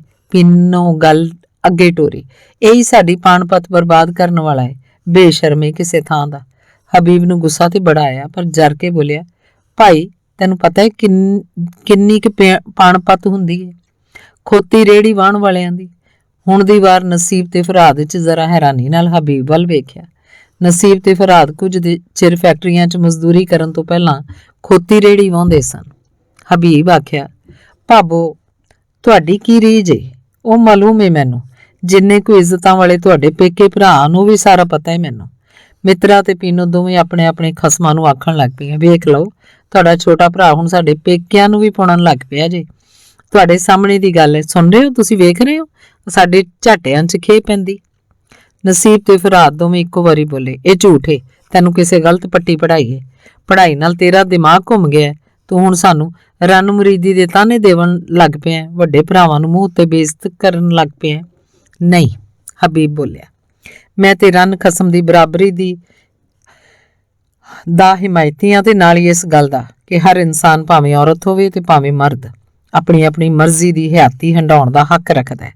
ਅਸੀਂ ਕੌਣ ਹੁੰਨੇ ਆ ਇਹ ਆਖਣ ਵਾਲੇ ਕਿ ਜਿਵੇਂ ਅਸੀਂ ਚਾਹੀਏ ਦੂਜਾ ਵੀ ਉਵੇਂ ਹੀ ਜ਼ਿੰਦਗੀ ਗੁਜ਼ਾਰੇ? ਨਸੀਬ ਝੱਟ ਬੋਲਿਆ, ਇੱਜ਼ਤ ਵੀ ਸਾਂਝੀ ਹੁੰਦੀ ਹੈ, ਹਰ ਘਰ ਦੀ ਇੱਜ਼ਤ ਦਾ ਖਿਆਲ ਸਾਰਿਆਂ ਨੂੰ ਰੱਖਣਾ ਪੈਂਦਾ ਹੈ, ਜਿਹੜਾ ਬਾਹਰਾ ਹੋ ਜਾਏ ਉਹਨੂੰ ਸਮਝਾਉਣਾ ਪੈਂਦਾ ਹੈ। ਫਰਾਦ ਬੋਲਿਆ, ਇਹਨੂੰ ਬਰਾਦਰੀ 'ਚ ਰਹਿਣ ਦਾ ਕੀ ਪਤਾ ਹੋਵੇ, ਇਹ ਤਾਂ ਕਿਤਾਬੀ ਗੱਲਾਂ ਹੀ ਜਾਣਦਾ ਹੈ। ਬਰਾਦਰੀ ਨਾਲ ਵਾਹ ਪਵੇ ਤਾਂ ਪਤਾ ਲੱਗੇ ਇਹਨੂੰ ਕਿਸ ਭਾਅ ਵਿਕਦੀ ਏ। ਹੋਰ ਕੀ? ਮਿੱਤਰਾ ਆਖਿਆ, ਸਾਡੇ ਬਾਲ ਜਵਾਨ ਹੋ ਰਹੇ ਨੇ ਤੇ ਅਸੀਂ ਰਿਸ਼ਤੇ ਵੀ ਜੋੜਨੇ ਨੇ ਬਰਾਦਰੀ ਨਾਲ। ਝੱਟ ਹਬੀਬ ਬੋਲਿਆ, ਭਾਬੀ ਸਲੂਕ ਦੇ ਹੁੰਦੇ ਜਾਂ ਮੁਫਾਦ ਦੇ? ਤੁਸੀਂ ਦੋਵੇਂ ਮੇਰੀਆਂ ਭਾਬੀਆਂ ਆਪਣੇ ਆਪਣੇ ਭਰਾ ਵਾਸਤੇ ਬੁਸ਼ਰਾ ਨੂੰ ਰਿਆਜ਼ ਕੋਲੋਂ ਵੱਖ ਕਰਨਾ ਚਾਹੁੰਦੀਆਂ ਜੇ। ਬੁਸ਼ਰਾ ਦੇ ਵਿਆਹ ਤੋਂ ਪਹਿਲੇ ਵੀ ਤੁਸੀਂ ਕੋਸ਼ਿਸ਼ ਕੀਤੀ ਕਿ ਬੁਸ਼ਰਾ ਫੈਕਟਰੀ 'ਚੋਂ ਜਿਹੜੇ ਪੈਸੇ ਕਮਾਉਂਦੀ ਏ ਉਹ ਤੁਹਾਡੇ ਮਾਂ ਪਿਓ ਕੋਲ ਨਹੀਂ ਤੁਹਾਡੇ ਪੇਕਿਆਂ ਦੇ ਕੰਮ ਆਉਣ। ਉੱਥੇ ਤੁਹਾਡੇ ਭਰਾ ਤੁਹਾਡੇ ਨਾਲ ਸਮਝਦਾਰ ਨਿਕਲੇ ਜਿਨ੍ਹਾਂ ਆਪਣੇ ਆਪ ਨੂੰ ਬੁਸ਼ਰਾ ਦੇ ਕਾਬਲ ਨਹੀਂ ਸਮਝਿਆ। ਕਾਸਮ ਤੇ ਬੁਸ਼ਰਾ ਦੇ ਦਫ਼ਤਰ ਵਿੱਚ ਜਾ ਕੇ ਭਰਤੀ ਹੋ ਗਿਆ ਹੋਇਆ। ਇਹ ਖਬਰ ਹਬੀਬ ਦੇ ਭਰਾਵਾਂ ਤੇ ਭਰਜਾਈਆਂ ਲਈ ਨਵੀਂ ਸੀ। ਇਸੇ ਗੱਲ ਉੱਤੇ ਮਜਲਿਸ ਮੁੱਕ ਗਈ। ਕੂਕਣੇ ਹਬੀਬ ਦੇ ਬੋਲਣ ਤੇ ਭਰਾ ਭਰਜਾਈਆਂ ਨੂੰ ਕੋਰਾ ਜਵਾਬ ਦੇਣ ਤੇ ਖੁਸ਼ ਜਾਪਦੀ ਸੀ। ਮੁੜ ਕੇ ਘਰ ਆਉਂਦੀਆਂ ਹੀ ਮਿੱਤਰ ਆਪਣੇ ਖਾਵੰਦ ਨਸੀਬ ਨੂੰ ਮਿਹਣੇ ਮਾਰਨੇ ਸ਼ੁਰੂ ਕਰਤੇ। ਬੜਾ ਮਾਣ ਸੀ ਤੈਨੂੰ ਆਪਣੇ ਭਰਾਵਾਂ ਉੱਤੇ, ਹੈ ਨਾ? ਹਬੀਬ ਕੋਲੋਂ ਕੀ ਪੁੱਜਾ, ਕਿਵੇਂ ਉਸ ਘੜ ਕੇ ਸੁਣਾਈਆਂ ਸਨ। ਮਾਸਾ ਹਿਆ ਨਹੀਂ ਰੱਖਿਆ ਉਹਨੂੰ। ਮੈਂ ਆਖਿਆ ਵੀ ਸੀ ਮੈਨੂੰ ਨਾ ਲੈ ਕੇ ਜਾ, ਪਰ ਨਾ ਜੀ, ਸੁਣਦਾ ਕੌਣ ਹੈ? ਮਿੱਤਰਾ ਆਪਣੇ ਸਿਰ ਦੁਆਲੇ ਚੁੰਨੀ ਬੰਨ ਲਈ ਜਿਵੇਂ ਪਰੇਸ਼ਾਨ ਹੋ ਤੇ ਸਿਰ ਪੱਟਣ ਆ ਰਹੇ। ਫਰਹਾਦ, ਪਰਵੀਨ ਤੇ ਨਸੀਬ ਚੁੱਪ, ਪਤਾ ਨਹੀਂ ਕਿਹੜੀਆਂ ਸੋਚਾਂ 'ਚ ਘੁਬੇ ਸਨ। ਮਿੱਤਰਾ ਝੱਟ ਚੁੱਪ ਰਹਿਣ ਮਗਰੋਂ ਫੇਰ ਬੋਲੇ, ਵੇਖੋ ਜਿਵੇਂ ਸਾਰੇ ਮਾਸੂਮ ਬਣੇ ਹੋਏ ਨੇ, ਮੈਨੂੰ ਕੀ ਪਤਾ ਸੀ ਅੰਦਰ ਖਾਨੇ ਕੀ ਪੱਕ ਰਹੇ ਨੇ। ਮੈਂ ਤੇ ਸਹੁਰੇ ਝੁੱਗੇ ਦੀ ਨੱਕ ਰੱਖਣ ਵਾਸਤੇ ਸਾਰੇ ਪਿੰਡ ਨਾਲ ਆਡਾ ਲਾਈ ਬੈਠੀ ਸਾਂ। ਮਿੱਤਰਾ ਨਸੀਬ ਨੂੰ ਛਿੱਬੀ ਦੇ ਕੇ ਆਖਿਆ, ਵੇਖ ਲਿਆ ਈ ਵੱਡੇ ਸਾਕਾਂ ਵਾਲਿਆ, ਤੇਰੇ ਭਰਾ ਫਰਿਆਦ ਤੇ ਭਰਜਾਈ ਪਰਵੀਨ ਦੀ ਕੀਤੀ ਨੂੰ। ਅੰਦਰੋਂ ਅੰਦਰ ਸਲਾਹ ਕਰਕੇ ਕਾਸਿਮ ਨੂੰ ਬੁਸ਼ਰਾ ਕੋਲ ਘੱਲ ਦਿੱਤਾ ਹੈ ਤੇ ਉਤੋਂ ਮੀਸਣੇ ਬਣੇ ਰਹੇ, ਸਾਨੂੰ ਚਾਰਦੇ ਰਹੇ। ਮੈਂ ਹੀ ਕਮਲੀ ਸਾਂ ਜਿਹੜੀ ਬੁੱਕਲ ਦੇ ਚੋਰਾਂ ਨੂੰ ਸਮਝ ਨਾ ਸਕੀ। ਮੇਰੀ ਤੇ ਕਿਸਮਤ ਹਾਰ ਗਈ। ਹਾਏ ਓਏ ਰੱਬਾ। ਮਿੱਤਰਾ ਆਪਣੀ ਛਾਤੀ ਪਿੱਟਦੀ ਇੱਕਦਮ ਮੰਜੀ ਤੇ ਡਿੱਗ ਪਈ, ਜਿਵੇਂ ਬੇਹੋਸ਼ ਹੋ ਕੇ ਡਿੱਗੀ ਹੋਵੇ। ਨਸੀਬ ਛੇਤੀ ਨਾਲ ਘੜੇ 'ਚੋਂ ਪਾਣੀ ਦਾ ਗਲਾਸ ਭਰ ਲਿਆਂਦਾ, ਮਿੱਤਰਾ ਨੂੰ ਫੜਾਇਆ, ਪਰ ਮਿੱਤਰਾ ਗਲਾਸ ਫੜ ਕੇ ਸਣੇ ਪਾਣੀ ਵਿਹੜੇ ਵਿੱਚ ਵਗਾ ਮਾਰਿਆ। ਫਰਾਦ ਬੋਲਿਆ, ਸਹੁੰ ਲੈ ਭਾਬੀ, ਕਾਸਿਮ ਬਾਰੇ ਮੈਨੂੰ ਕੋਈ ਗੱਲ ਨਹੀਂ ਮਾਲੂਮ ਹੋਈ। ਉਹ ਆਪੇ ਹੀ ਚੁੱਪ ਚਪੀਤਾ ਚਲਾ ਗਿਆ ਹੈ। ਇਹ ਵੀ ਹਬੀਬ ਕੋਲੋਂ ਪਤਾ ਲੱਗਾ ਹੈ ਕਿ ਕਾਸਿਮ ਬੁਸ਼ਰਾ ਕੋਲ ਚਲਾ ਗਿਆ। ਸਭ ਪਤਾ ਹੈ ਤੁਹਾਨੂੰ। ਮਿੱਤਰਾ ਗੁੱਸੇ ਨਾਲ ਫਿਰ ਮੰਜੀ ਤੋਂ ਉੱਠ ਕੇ ਖਲੋ ਗਈ। ਤੁਸੀਂ ਸਾਰੇ ਮੈਥੋਂ ਹੀ ਛੁਪਾਇਆ ਕਰਦੇ ਰਹੇ ਹੋ। ਮੈਂ ਹੀ ਕਮਲੀ ਸਾਂ ਜਿਹੜੀ ਲੋਕਾਂ ਨੂੰ ਆਖਦੀ ਫਿਰਦੀ ਸਾਂ ਮੇਰਾ ਸਹੁਰਾ ਘਰ ਵੱਡੀ ਇੱਜ਼ਤ ਤੇ ਨੱਕ ਵਾਲਾ ਹੈ। ਬੁਸ਼ਰਾ ਦੇ ਭਰਾ ਆਪਣੀ ਇੱਜ਼ਤ ਵਾਸਤੇ, ਗੈਰਤ ਰੱਖਣ ਵਾਸਤੇ ਭੈਣ ਵੱਢ ਸੁੱਟਣਗੇ, ਪਰ ਮੈਨੂੰ ਕੀ ਪਤਾ ਸੀ ਇਹਨਾਂ ਤਿਲਾਂ 'ਚ ਤੇਲ ਹੀ ਕੋਈ ਨਹੀਂ। ਅਖੇ ਨੱਕ ਵਢਾਈ ਬੁੱਝੇ ਪਾਈ ਝੋਰਾ ਚਿੱਤੜਾ ਨੂੰ।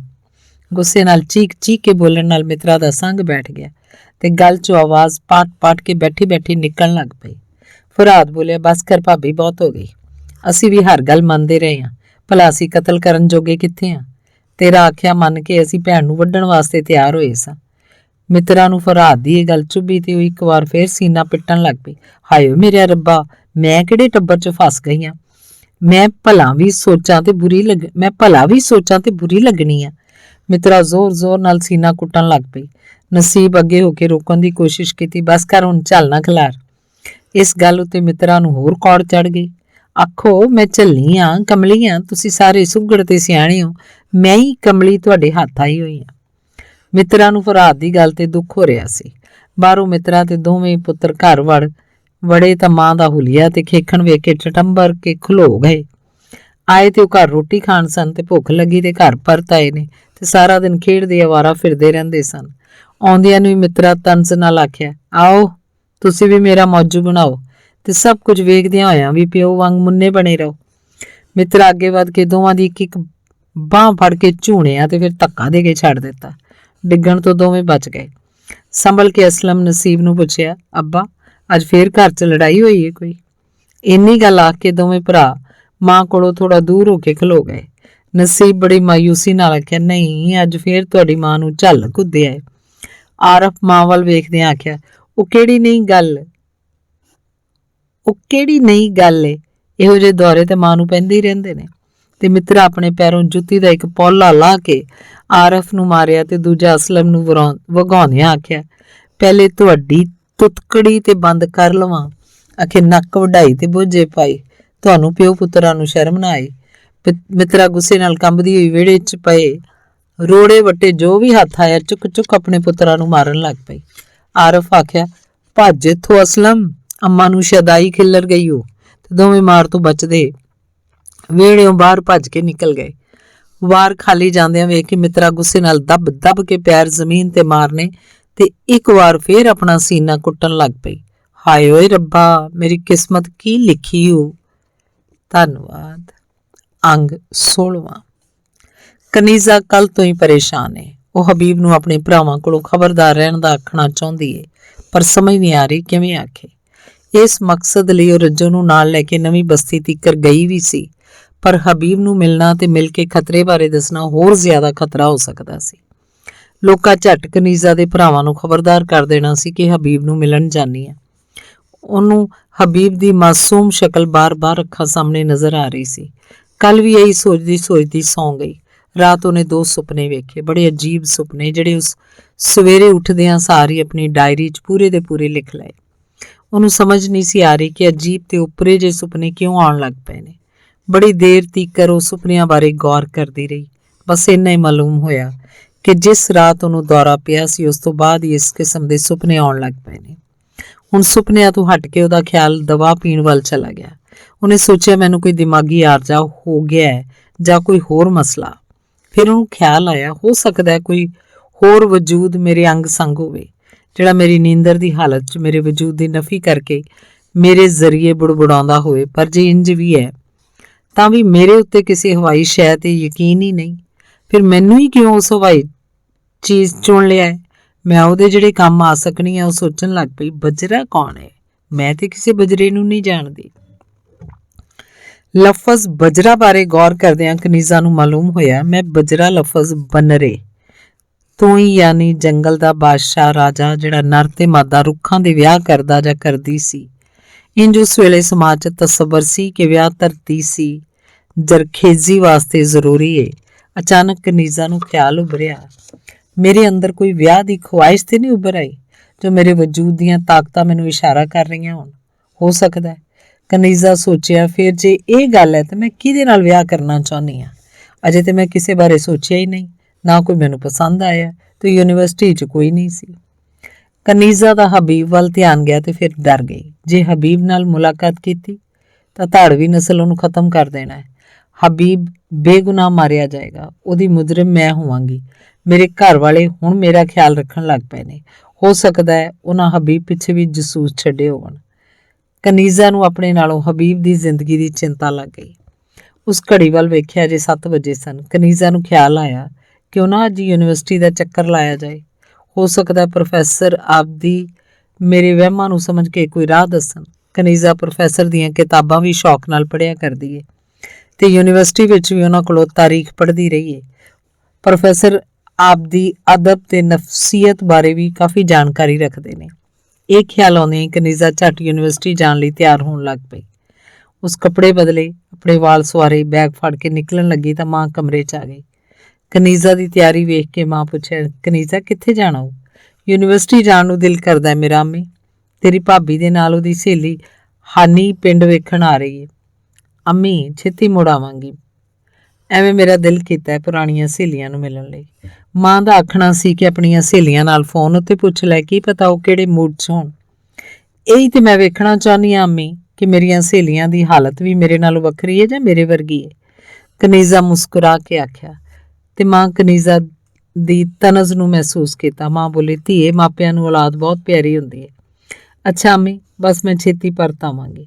ਮਾਂ ਫੇਰ ਰੋਕਿਆ, ਇਸ ਵੇਲੇ ਕੋਈ ਹੈ ਵੀ ਨਹੀਂ, ਡਰਾਈਵਰ ਵੀ ਇੱਥੇ ਨਹੀਂ, ਉਹਦੇ ਘਰ ਵਾਲੀ ਬਿਮਾਰ ਏ। ਰੱਜਣ ਨੂੰ ਤੇ ਆਪ ਉਹਦੇ ਘਰ ਘੱਲ ਦਿੱਤਾ। ਕਿਹਨੂੰ ਘੱਲਾਂ ਤੇਰੇ ਨਾਲ? ਕਿਸੇ ਨੂੰ ਵੀ ਨਹੀਂ, ਮੈਂ ਚਲੀ ਜਾਂਦੀ ਹਾਂ। ਪਹਿਲੇ ਵੀ ਤਾਂ ਯੂਨੀਵਰਸਿਟੀ ਪੜ੍ਹਦੀ ਸੀ ਉੱਥੇ। ਪਹਿਲੇ ਦੀ ਗੱਲ ਹੋਰ ਸੀ ਕਨੀਜ਼ਾ, ਹੁਣ ਤੇਰੀ ਸਿਹਤ ਬਾਰੇ ਫਿਕਰ ਏ ਮੈਨੂੰ। ਕਨੀਜ਼ਾ ਉਕਤਾਹਟ ਨਾਲ ਬੋਲੀ, ਅੰਮੀ ਕਿਉਂ ਐਸੀਆਂ ਗੱਲਾਂ ਕਰਦੇ ਹੋ, ਦੁੱਖ ਦੇਣ ਵਾਲੀਆਂ? ਚੰਗੀ ਭਲੀ ਹਾਂ ਮੈਂ। ਕਨੀਜ਼ਾ ਦੀ ਮਾਂ ਜਵਾਬ ਸੁਣੇ ਬਿਨਾਂ ਤੇਜ਼ੀ ਨਾਲ ਨਿਕਲ ਗਈ। ਮਾਂ ਨੂੰ ਫਿਕਰ, ਜੇ ਕਨੀਜ਼ਾ ਦੇ ਰਾਹ 'ਚ ਕਾਰ ਚਲਾਉਂਦਿਆਂ ਕੋਈ ਪਾਉਣ ਆ ਗਈ ਤਾਂ ਬੁਰਾ ਹੋਏਗਾ। ਇਸ ਕੁੜੀ ਦਾ ਕੀ ਕਰਾਂ ਮੈਂ? ਆਪਣੀ ਹੈਸੀਅਤ ਨੂੰ ਨਹੀਂ ਸਮਝ ਰਹੀ। ਯੂਨੀਵਰਸਿਟੀ ਦਾ ਬਹਾਨਾ ਬਣਾ ਕੇ ਪਤਾ ਨਹੀਂ ਕਿੱਥੇ ਜਾਣਾ ਚਾਹੁੰਦੀ ਹੈ।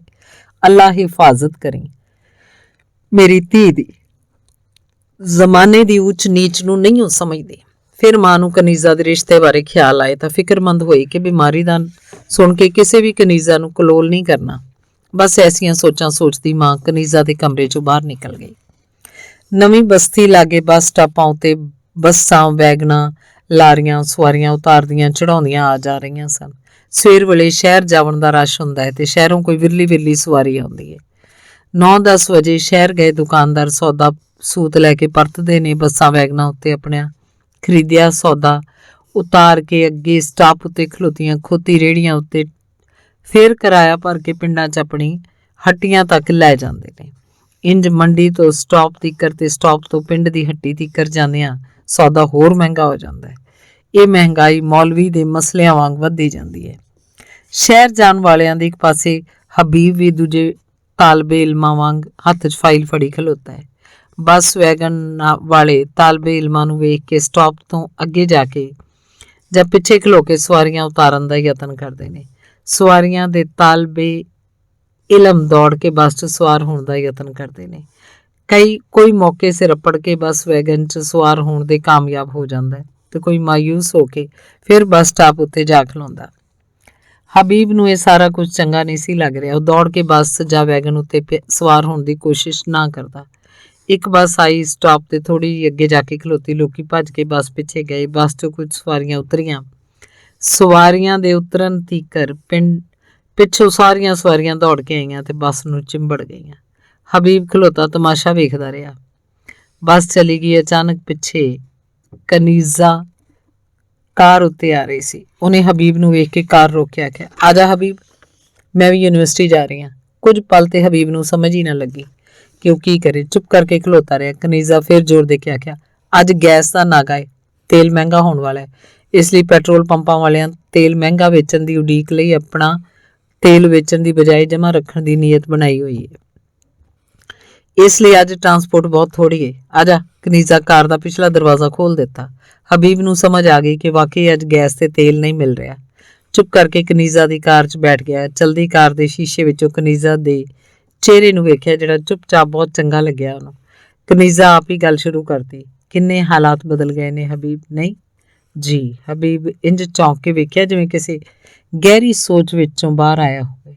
ਮੇਰਾ ਮਤਲਬ ਹੈ ਦੁਨੀਆ ਦੇ ਹਾਲਾਤ, ਕਿੰਨਾ ਵੇਲਾ ਬਦਲ ਗਿਆ ਹੈ। ਕੱਲ ਦਾ ਸੱਚ ਅੱਜ ਝੂਠ ਲੱਗਦਾ ਹੈ, ਕੱਲ ਦਾ ਝੂਠ ਅੱਜ ਸੱਚ ਬਣ ਕੇ ਆ ਖਲੋਤਾ ਹੈ। ਕੀ ਖਿਆਲ ਹੈ? ਹਾਂ, ਇਲਮ ਬਦਲ ਗਿਆ। ਹਬੀਬ ਹੁੰਗਾਰਾ ਭਰਿਆ। ਕਨੀਜ਼ਾ ਨੂੰ ਲੱਗਾ ਜਿਵੇਂ ਹਬੀਬ ਨੇ ਉਹਦੀ ਗੱਲ ਨੂੰ ਦਰੁਸਤ ਕੀਤਾ ਹੋਵੇ ਕਿ ਹਾਲਾਤ ਤੇ ਵੇਲਾ ਨਹੀਂ, ਵੇਲਾ ਬਦਲ ਗਿਆ। ਉਹ ਸੋਚਣ ਲੱਗ ਪਈ। ਉਹਨੂੰ ਸਮਝ ਆ ਗਈ ਵਾਕਈ ਇਲਮ ਬਦਲਣ ਨਾਲ ਹੀ ਹਾਲਾਤ ਬਦਲਦੇ ਨੇ ਤੇ ਵੇਲਾ ਨਹੀਂ। ਉਸ ਆਪਣੇ ਆਪ ਹੀ ਹਬੀਬ ਦੀ ਸਮਝਦਾਰੀ ਦੀ ਤਾਰੀਫ ਵਿੱਚੋਂ ਮੁਸਕਰਾਈ, ਬੋਲੀ, ਸੱਚ ਹੈ ਹਬੀਬ, ਸੱਚਾ ਇਲਮ ਤੇ ਸੱਚੇ ਜਜ਼ਬੇ ਰੋਕਣ ਲਈ ਧਾੜਵੀ ਨਸਲ ਬੜੀਆਂ ਰੁਕਾਵਟਾਂ ਪਾਈਆਂ ਹੋਈਆਂ ਨੇ। ਪਹਿਲੋਂ ਆਖਿਆ ਜਾਂਦਾ ਸੀ ਲੋੜ ਇਜਾਦ ਦੀ ਮਾਂ ਹੁੰਦੀ ਹੈ। ਅੱਜ ਤੋਂ ਇਜਾਦ ਪਹਿਲੋਂ ਹੁੰਦੀ ਹੈ, ਲੋੜ ਬਾਅਦ 'ਚ ਪੈਦਾ ਕਰ ਦਿੱਤੀ ਜਾਂਦੀ ਹੈ। ਹਾਂਜੀ, ਉਹ ਅਜੇ ਇੱਕ ਪੂਰੀ ਸਮਝ ਨਹੀਂ ਆਉਂਦੀ, ਹੋਰ ਇਜਾਦ ਆ ਜਾਂਦੀ ਹੈ। ਸੌਦਾਗਰਾਂ ਨੇ ਇਜਾਦਾਂ ਕਰਦੇ ਕਰਦੇ ਬੰਦੇ ਦੀ ਮੱਤ ਮਾਰ ਦਿੱਤੀ ਹੈ। ਬੰਦਾ ਇਜਾਦਾਂ 'ਚ ਇੰਨਾ ਫਸ ਗਿਆ ਕਿ ਉਹ ਆਪਣੇ ਆਪ ਨੂੰ ਪਛਾਣਨ ਤੋਂ ਵੀ ਦੂਰ ਹੋ ਗਿਆ। ਇਜਾਦਾਂ ਦੇ ਇਸ਼ਾਰਿਆਂ ਉੱਤੇ ਟੁਰ ਪਿਆ ਹੈ। ਕਨੀਜ਼ਾ ਨੂੰ ਹਬੀਬ ਦੀ ਗੱਲ ਚੰਗੀ ਲੱਗੀ, ਪਰ ਉਹ ਤੇ ਸੋਚ ਰਹੀ ਸੀ ਕਿ ਹਬੀਬ ਨੂੰ ਕਿਵੇਂ ਦੱਸਾਂ ਕਿ ਉਹਦੇ ਭਰਾ ਤੇਰੇ ਨਾਲ ਕੋਈ ਅਣਹੋਣੀ ਨਾ ਕਰਵਾ ਦੇਣ।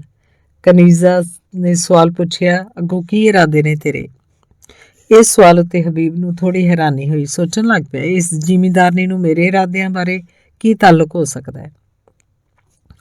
ਕਨੀਜ਼ਾ ਕਾਰ ਦੇ ਸ਼ੀਸ਼ੇ ਵਿੱਚੋਂ ਹਬੀਬ ਦੇ ਚਿਹਰੇ ਉੱਤੇ ਬਦਲਦੇ ਰੰਗ ਵੇਖ ਰਹੀ ਸੀ। ਮੁਸਕਰਾਉਂਦੀ ਬੋਲੀ, ਮੇਰਾ ਮਤਲਬ ਇਹ BA ਤੋਂ ਬਾਅਦ ਅੱਗੇ ਤੇਰੇ ਕੀ ਇਰਾਦੇ ਨੇ? ਹੋਰ ਪੜ੍ਹੇਗਾ ਜਾਂ ਕੋਈ ਨੌਕਰੀ ਕੰਮ ਕਾਜ ਕਰਨ ਦਾ ਇਰਾਦਾ ਹੈ? ਦਿਲ ਤੇ ਪੜ੍ਹਨਾ ਚਾਹੁੰਦਾ ਹੈ, ਅੱਗੋਂ ਹਾਲਾਤ ਹੋਏ ਜਿਵੇਂ। ਹਬੀਬ ਛੇਤੀ ਨਾਲ ਗੱਲ ਮੁਕਾ ਦਿੱਤੀ। ਕਨੀਜ਼ਾ ਅਸਲ ਗੱਲ ਦੱਸਣ ਲਈ ਮਾਹੌਲ ਬਣਾਉਣਾ ਚਾਹੁੰਦੀ ਸੀ। ਕੁਝ ਦੇਰ ਚੁੱਪ ਰਹਿਣ ਮਗਰੋਂ ਬੋਲੀ, ਮੇਰਾ ਮਸ਼ਵਰਾ ਹੈ ਹਾਇਰ ਐਜੂਕੇਸ਼ਨ ਵਾਸਤੇ ਬਾਹਰ ਜਾਣਾ ਬਿਹਤਰ ਹੋਏਗਾ। ਤੇਰੇ ਵਾਸਤੇ ਕੀ ਖਿਆਲ ਹੈ ਤੇਰਾ? ਹਾਂ, ਹਬੀਬ ਆਖਿਆ, ਬਿਹਤਰ ਤੇ ਹੈ, ਪਰ ਪੜ੍ਹਨ ਵਾਲਿਆਂ ਵਾਸਤੇ। ਆਪਣੇ ਦੇਸ਼ 'ਚ ਕਾਫੀ ਸਹੂਲਤਾਂ ਨੇ, ਨਾਲੇ ਬਾਹਰ ਜਾ ਕੇ ਪੜ੍ਹਨ ਵਾਸਤੇ ਜ਼ਿਆਦਾ ਵਸੀਲੇ ਚਾਹੀਦੇ ਨੇ। ਗੱਲ ਤੇ ਤੇਰੀ ਵੀ ਠੀਕ ਹੈ। ਮੇਰਾ ਖਿਆਲ ਹੈ ਤੇਰੀ ਮਦਦ ਕੁਝ ਬੁਸ਼ਰਾ ਕਰ ਦੇਗੀ ਤੇ ਕੁਝ ਮੈਂ ਹਿੱਸਾ ਪਾ ਦੇਣੀ ਆ। ਕੁਝ ਤੇ ਵਸੀਲੇ ਬਣ ਸਕਦੇ ਨੇ, ਹੈ ਨਾ? ਕਨੀਜ਼ਾ ਦੀ ਇਸ ਗੱਲ ਉੱਤੇ ਹਬੀਬ ਦੇ ਚਿਹਰੇ ਉੱਤੇ ਇੱਕ ਵਾਰ ਫਿਰ ਸੋਚਾਂ ਦੀਆਂ ਲਹਿਰਾਂ ਉੱਭਰੀਆਂ। ਕਨੀਜ਼ਾ ਕਾਰ ਦੇ ਸ਼ੀਸ਼ੇ 'ਚੋਂ ਤਾੜ ਰਹੀ ਸੀ। ਝੱਟ ਬੋਲੀ, ਮੈਂ ਚਾਹੁੰਦੀ ਹਾਂ ਤੂੰ ਵੇਲੇ ਦਾ ਇਲਮ ਪੂਰਾ ਕਰ ਲਵੇਂ। ਕਿਉਂ ਬੀਬੀ ਜੀ? ਤੁਸੀਂ ਮੈਨੂੰ ਬਾਹਰ ਹੀ ਕਿਉਂ ਘੱਲਣਾ ਚਾਹੁੰਦੇ ਹੋ? ਹਬੀਬ ਵੀ ਕਨੀਜ਼ਾ ਵੱਲ ਗੌਰ ਨਾਲ ਵੇਖਣ ਲੱਗ ਪਿਆ। ਕਨੀਜ਼ਾ ਦਾ ਦਿਲ ਕੀਤਾ ਕਿ ਦਿਲ ਦੀ ਗੱਲ ਦੱਸਦਿਆਂ ਕਿ ਹਬੀਬ ਤੇਰੀਆਂ ਗੱਲਾਂ ਚੰਗੀਆਂ ਲੱਗਦੀਆਂ ਨੇ। ਹੋ ਸਕਦਾ ਹੈ ਮੇਰੇ ਵਹਿਮ ਦਾ ਬਜਰਾ ਹੀ ਹੋਵੇ, ਪਰ ਉਹ ਗੱਲ ਕਰਨ ਤੋਂ ਡਰ ਰਹੀ ਸੀ। ਬੋਲੀ, ਹਬੀਬ ਤੇਰੀ ਜਾਨ ਬੜੀ ਕੀਮਤੀ ਏ, ਤੈਨੂੰ ਹਰ ਸੂਰਤ ਸਲਾਮਤ ਰਹਿਣਾ ਚਾਹੀਦਾ ਹੈ। ਹਬੀਬ ਹੋਰ ਹੈਰਾਨ ਹੋਇਆ, ਮੇਰੀ ਜਾਨ ਦੀ ਤੁਹਾਨੂੰ ਫਿਕਰ ਕਿਉਂ? ਸੈਂਕੜੇ ਲੋਕ ਬੰਬ ਧਮਾਕਿਆਂ 'ਚ ਮਰ ਜਾਂਦੇ ਨੇ, ਇੱਕ ਦੂਜੇ ਨੂੰ ਦੁਸ਼ਮਣੀ ਜਾਂ ਫਾਇਦਿਆਂ ਲਈ ਚੁਣ ਚੁਣ ਕੇ ਮਾਰੀ ਜਾਂਦੇ ਨੇ। ਉਹ ਵੀ ਤੇ ਕੀਮਤੀ ਜਾਨਾਂ ਨੇ। ਫਿਰ ਮੇਰੀ ਹਯਾਤੀ ਬਾਰੇ ਖਾਸੀ ਚਿੰਤਾ ਕਿਉਂ ਬੀਬੀ? ਖਾਸ ਲੋਕਾਂ ਵਾਸਤੇ ਚਿੰਤਾ ਤੇ ਹੁੰਦੀ ਏ ਹਬੀਬ, ਕਨੀਜ਼ਾ ਸਹਿਜ ਨਾਲ ਆਖਿਆ। ਪਰ ਕੀ ਮਤਲਬ? ਹਬੀਬ ਪੁੱਛਿਆ, ਤੁਹਾਡਾ ਮਕਸਦ ਕੀ ਏ? ਸਾਫ਼-ਸਾਫ਼ ਗੱਲ ਕਰੋ ਕਨੀਜ਼ਾ ਬੀਬੀ। ਹਯਾਤੀ ਤੇ ਹਰ ਇੱਕ ਦੀ ਕੀਮਤੀ ਹੁੰਦੀ ਏ ਤੇ ਹੋਣੀ ਚਾਹੀਦੀ ਏ। ਹਾਂ, ਤੂੰ ਠੀਕ ਆਖਣਾ ਹੈ, ਪਰ ਧਾੜਵੀ ਨਸਲ ਵਾਲੇ ਬਹੁਤੀ ਕੀਮਤੀ ਜਾਨ ਨੂੰ ਹੀ ਜਾਇਆ ਕਰਨ ਦਾ ਚਾਰਾ ਕਰਦੇ ਨੇ। ਧਾੜਵੀ ਨਸਲ?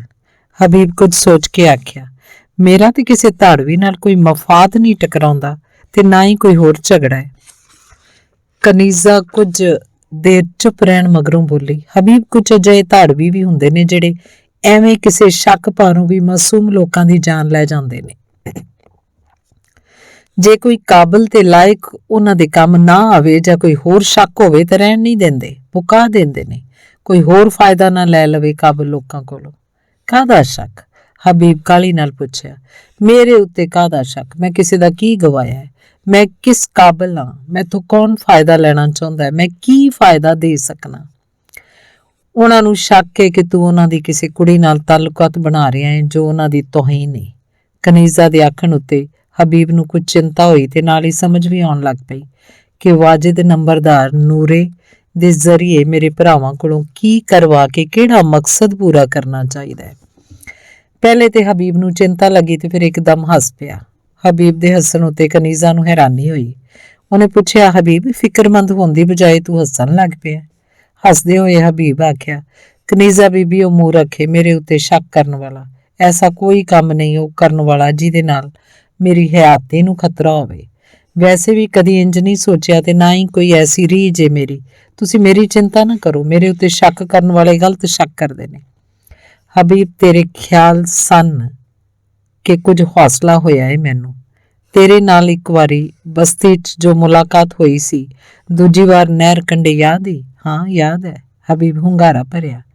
ਉਹਨਾਂ ਮੁਲਾਕਾਤਾਂ 'ਚ ਭਾਵੇਂ ਥੋੜ੍ਹੀਆਂ ਗੱਲਾਂ ਹੋਈਆਂ ਸਨ, ਮੈਨੂੰ ਚੰਗੀਆਂ ਲੱਗੀਆਂ ਸਨ। ਕਨੀਜ਼ ਆਖਿਆ, ਪਤਾ ਨਹੀਂ ਤੁਹਾਨੂੰ ਮੇਰੀ ਕਿਹੜੀ ਗੱਲ ਦਿਲਚਸਪ ਲੱਗੀ। ਨਹਿਰ ਕੰਢੇ ਮੁਲਾਕਾਤ ਤੇ ਬੱਕਰੀਆਂ ਚਰਾਉਂਦੀਆਂ ਹੋਈ ਸੀ। ਕੀ ਇਹ ਘੱਟ ਤਾਰੀਫ ਵਾਲੀ ਗੱਲ ਏ? ਹਬੀਬ, ਤੂੰ BA ਕਰਕੇ ਵੀ ਬੱਕਰੀਆਂ ਚਰਾਉਣ ਨੂੰ ਆਪਣੀ ਤੋਹੀਨ ਨਹੀਂ ਸਮਝਦਾ।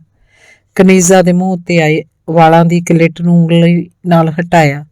ਕਨੀਜ਼ਾ ਦੀ ਗੱਲ ਹਬੀਬ ਨੂੰ ਵੀ ਚੰਗੀ ਲੱਗੀ। ਕਨੀਜ਼ਾ ਮੁਸਕਰਾਈ ਤੇ ਫਿਰ ਹੱਸਦਿਆਂ ਬੋਲੀ, ਕੋਈ ਪੜ੍ਹਿਆ ਲਿਖਿਆ ਗੱਭਰੂ ਅੰਗਰੇਜ਼ੀ ਬਾਣੇ ਯਾਨੀ ਕੋਟ ਪੈਂਟ ਤੇ ਸਿਰ ਉੱਤੇ ਹੈਟ ਪਾਈ, ਹੱਥ 'ਚ ਸੋਟੀ ਫੜੀ, ਬੱਕਰੀਆਂ ਚਾਰਦਾ ਕਾਰਟੂਨ ਤੇ ਲੱਗਦਾ ਹੈ। ਸੱਚੀ ਗੱਲ ਹੈ ਹਬੀਬ, ਤੂੰ ਤੇ ਤੇਰੀ ਭੈਣ ਬੁਸ਼ਰਾ ਆਪਣੇ ਅਮਲ ਨਾਲ ਇਸ ਜਿਵਾ ਵਿੱਚ ਲੋਕਾਂ ਨੂੰ ਨਵੀਂ ਰਾਹ ਵਿਖਾਈਏ। ਕਿਸੇ ਕੰਮ ਨੂੰ ਵੀ ਤੁਸੀਂ ਹੀਣਾ ਨਹੀਂ ਸਮਝਿਆ। ਨਹੀਂ ਬੀਬੀ, ਹਬੀਬ ਆਖਿਆ, ਅਸੀਂ ਆਪ ਹੀਣੇ ਆ। ਇਸ ਵਾਸਤੇ ਸਾਨੂੰ ਕੋਈ ਵੀ ਕੰਮ ਹੀਣਾ ਨਹੀਂ ਲੱਗਦਾ। ਮੇਰੀ ਨਜ਼ਰ 'ਚ ਹਬੀਬ ਤੇ ਬੁਸ਼ਰਾ ਦਾ ਬਹੁਤ ਉੱਚਾ ਮੁਕਾਮ ਬਣ ਗਿਆ ਹੈ। ਇਸ ਜਿਵਾ ਦੀ ਔਰਤ ਮਿੱਲਾਂ ਫੈਕਟਰੀਆਂ 'ਚ ਕੰਮ ਕਰਨਾ ਤੂੰ ਹੀਣਾ ਸਮਝਦੀ ਸੀ, ਪਰ ਬੁਸ਼ਰਾ ਦੇ ਇਸ ਤਰ੍ਹਾਂ ਸਾਰੀਆਂ ਮੁਖਾਲਫਤਾਂ ਦੀ ਹੁੰਦਿਆਂ ਹੋਇਆਂ ਨੌਕਰੀ ਤੇ ਜਿਵਾ ਦੀਆਂ ਔਰਤਾਂ ਦਾ ਬੜਾ ਹੌਸਲਾ ਵਧਾਇਆ ਏ। ਮੇਰੀ ਮੁਲਾਜ਼ਮਾ ਰੱਜੋ ਵੀ ਮੇਰੀ ਮੁਲਾਜ਼ਮਤ ਛੱਡ ਕੇ ਫੈਕਟਰੀਆਂ 'ਚ ਕੰਮ ਕਰਨ ਲੱਗ ਪਈ ਏ। ਰੱਜੋ ਦੀ ਇਸ ਸੋਚ ਉੱਤੇ ਮੈਨੂੰ ਖੁਸ਼ੀ ਹੋਈ ਏ। ਹਬੀਬ ਸ਼ੇਅਰ ਪੜ੍ਹਿਆ ਜਿਹੜਾ ਉਹਨੇ ਬੁਸ਼ਰਾ ਆਪਣੇ ਮਾਮੇ ਵਕੀਲ ਦੇ ਮੁਨਸ਼ੀ ਦੇ ਮੂੰਹੋਂ ਸੁਣਿਆ ਸੀ। ਪੇਟ ਵਾਸਤੇ ਬਾਂਦਰਾਂ ਪਾਈ ਟੋਪੀ, ਹੱਥ ਜੋੜ ਸਲਾਮ ਗੁਜ਼ਾਰਦੇ ਨਹੀਂ। ਮਾਲ ਕਿਸੇ ਦਾ ਰਾਤ ਨੂੰ ਜਾਗ ਕੇ ਚੌਕੀਦਾਰ ਪਏ ਹਾਕਰਾ ਮਾਰਦੇ ਨਹੀਂ। ਸ਼ੇਰ ਪੜ੍ਹ ਕੇ ਹਬੀਬ ਆਖਿਆ, ਬੀਬੀ, ਇੱਥੇ ਰੋਜ਼ੀ ਰੋਟੀ ਵਾਸਤੇ ਬਾਂਦਰਾਂ ਵਾਂਗ ਸਿਰ ਤੇ ਗੁਲਾਮੀ ਦੀ ਟੋਪੀ ਪਾਈ। ਹੱਥ ਜੋੜ ਕੇ ਸਲਾਮ ਕਰਨੇ ਪੈਂਦੇ ਨੇ, ਕਿਸੇ ਦੇ ਮਾਲ ਦੀ ਰਾਖੀ ਕਰਨੀ ਪੈਂਦੀ ਹੈ। ਕਨੀਜ਼ਾ ਵੀ ਸੰਜੀਦਾ ਹੋ ਗਈ, ਬੋਲੀ, ਸੱਚ ਆਖਣਾ ਹੈ ਤੂੰ। ਇਸੇ ਲਈ ਕਹਿੰਨੀ ਆ, ਧਾੜਵੀ ਨਸਲ ਤੇਰੀ ਤੇ ਤੇਰੀ ਭੈਣ ਦੇ ਖਿਆਲਾਤ ਤੇ ਅਮਲ ਨੂੰ ਆਪਣੇ ਲਈ ਖਤਰਾ ਸਮਝਦੀ ਹੈ। ਇਹ ਖਤਰਾ ਸਦੀਆਂ ਤੋਂ ਸਾਡੇ ਨਾਲ ਟੁਰਿਆ ਹੁੰਦਾ ਹੈ। ਮੈਂ ਤੇ ਮੇਰੇ ਵਰਗੇ ਕਰੋੜਾਂ ਇਨਸਾਨ ਅਜੇ ਰੋਜ਼ੀ ਰੋਟੀ ਦੇ ਚੱਕਰ 'ਚੋਂ ਹੀ ਨਹੀਂ ਨਿਕਲੇ। ਲੋਕੀ ਰੋਟੀ ਦੀ ਇੱਕ ਬੁਰਕੀ ਵਾਸਤੇ ਗੁਲਾਮੀ ਦੀ ਟੋਪੀ ਪਾਈ ਫਿਰਦੇ ਨੇ। ਕਦੀ ਅਨਾਜ ਤੇ ਰਿਜ਼ਕ ਦਾ ਘਾਟਾ ਕੋਈ ਨਹੀਂ, ਪਰ ਲੋਕੀ ਫਾਕੇ ਮਾਰ ਰਹੇ ਨੇ, ਤੰਗ ਆ ਕੇ ਖੁਦਕੁਸ਼ੀ ਕਰ ਰਹੇ ਨੇ। ਦਵਾਈਆਂ ਦੀ ਕੋਈ ਤੋੜ ਨਹੀਂ। ਲੋਕ ਇਲਾਜ ਨਾ ਹੋਵਣ ਪਾਰੋਂ ਵੇਲੇ ਤੋਂ ਪਹਿਲਾਂ ਹੀ ਮਰ ਰਹੇ ਨੇ। ਕਦੀ ਗੌਰ ਨਾਲ ਵੇਖੋ ਤਾਂ ਆਪਣੀ ਬਸਤੀ ਦੀਆਂ ਸਾਰੀਆਂ ਸੁਆਣੀਆਂ TB ਨਾਲ ਜੀ ਰਹੀਆਂ ਨੇ। ਵਿੰਗੇ ਚਿੱਬੇ ਬਾਲ ਜਨਮ ਲੈ ਰਹੇ ਨੇ। ਕਿਉਂ? ਨਾ ਖੁਰਾਕ ਪੂਰੀ ਮਿਲਦੀ ਏ, ਮਾਂ ਨੂੰ ਨਾ ਆਰਾਮ ਤੇ ਨਾ ਹੀ ਸਾਫ਼ ਸੁਥਰਾ ਮਾਹੌਲ। ਉੱਤੋਂ ਰੋਜ਼ ਚੋਰੀਆਂ, ਡਾਕੇ, ਬੰਬ, ਧਮਾਕੇ। ਕਿਸੇ ਪਾਸਿਓਂ ਵੀ ਲੋਕਾਂ ਨੂੰ ਬੇਫਿਕਰੀ ਨਹੀਂ। ਫਿਰ ਮੇਰੀ ਇੱਕ ਹਯਾਤੀ ਨਾ ਵੀ ਰਹੇ ਤਾਂ ਕੀ ਏ? ਨਹੀਂ ਹਬੀਬ, ਤੇਰੇ ਵਰਗੇ ਹਕੀਕਤ ਪਸੰਦ ਤੇ ਹਮਦਰਦ ਇਨਸਾਨ ਨੂੰ ਜਿੰਦਾ ਰਹਿਣਾ ਚਾਹੀਦਾ ਹੈ। ਕਿਉਂ? ਹਬੀਬ ਆਖਿਆ, ਮੈਂ ਲੋਕਾਂ ਦੇ ਨਾਲ ਮਰਨਾ ਚਾਹੁੰਦਾ, ਲੋਕਾਂ ਦੇ ਨਾਲ ਜਿਉਣਾ ਚਾਹੁੰਦਾ। ਕਨੀਜ਼ਾ ਹਬੀਬ ਦੀਆਂ ਗੱਲਾਂ ਤੋਂ ਮੁਤਾਸਰ ਲੱਗਦੀ ਸੀ।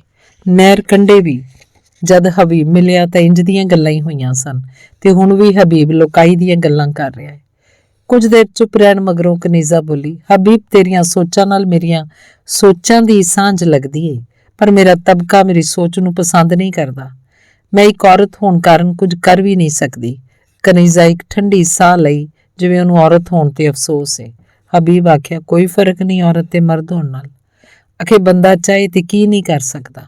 ਮੰਨਿਆ ਵਕਤ ਵੀ ਤੰਗ ਤੇ ਤੋਂ ਤੰਗ ਆਉਂਦਾ, ਰਾਂਝਾ ਤਖਤ ਹਜ਼ਾਰਿਓਂ ਟੁਰੇ ਤੇ ਸਹੀ, ਪੈਰਾਂ ਹੇਠ ਸਿਆਲਾਂ ਦਾ ਝੰਗ ਆਉਂਦਾ। ਵਾਹ, ਕਨੀਜ਼ਾ ਦੇ ਮੂੰਹ ਨਿਕਲਿਆ। ਫਿਰ ਝੱਟ ਸਵਾਲ ਕੀਤਾ, ਹਬੀਬ, ਤੂੰ ਮੇਰੇ ਨਾਲ ਤੁਰੇਂਗਾ? ਮੈਂ ਅਜੇ ਆਪਣੀ ਪੜ੍ਹਾਈ ਪੂਰੀ ਕਰਨਾ ਚਾਹੁੰਦਾ, ਪੱਕੀ ਪੀੜੀ ਸੋਚ ਤੇ ਪੂਰੇ ਇਲਮ ਤੋਂ ਬਿਨਾਂ ਕੋਈ ਕੱਚਾ ਪੈਰ ਨਹੀਂ ਪੁੱਟਣਾ ਚਾਹੁੰਦਾ। ਵੈਸੇ ਵੀ ਸਾਡੇ ਖਿੱਤੇ ਵਿੱਚ ਆਜ਼ਾਦੀ ਦਾ ਢੋਲ ਵੱਜ ਪਿਆ ਏ। ਆਜ਼ਾਦੀ ਦੀ ਧਮਕ ਸਾਡੇ ਬੂਹਿਆਂ ਤੇ ਕਰਪੜ ਗਈ ਏ। ਜੰਜੀਰਾਂ ਟੁੱਟਣ ਵਾਲੀਆਂ ਨੇ, ਕੋਈ ਮੰਨੇ ਤੇ ਭਾਵੇਂ ਨਾ ਮੰਨੇ।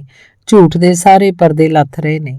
ਝੂਠੀ ਤਾਰੀਖ, ਝੂਠੇ ਇਲਮ, ਝੂਠੇ ਅਸੂਲ ਤੇ ਇਖਲਾਕ ਸਾਰੇ ਨੰਗੇ ਹੋ ਗਏ ਨੇ। ਸਦੀਆਂ ਦੇ ਖਿਲਾਰੇ ਜਾਲ ਟੁੱਟਣ ਵਾਲੇ ਨੇ। ਸ਼ਿਕਾਰ ਤੇ ਸ਼ਿਕਾਰੀ ਦੀ ਹੈਸੀਅਤ ਖੁੱਲ ਰਹੀ ਏ। ਬੇਵਸਾਈ ਤੇ ਇੰਤਸ਼ਾਰ ਵੱਧ ਰਿਹਾ ਏ। ਇਹ ਸਾਰਾ ਕੁਝ ਸਾਡੇ ਸਾਹਮਣੇ ਹੋ ਰਿਹਾ, ਅਸੀਂ ਵੇਖ ਰਹੇ ਹਾਂ ਤੇ ਦੁਨੀਆ ਦੀ ਸਿਆਸਤ ਇੱਥੇ ਸਾਡੇ ਖਿੱਤੇ 'ਚ ਆ ਕੇ ਫਸ ਗਈ ਏ। ਫੈਸਲਾ ਹੋਣ ਹੀ ਵਾਲਾ ਏ।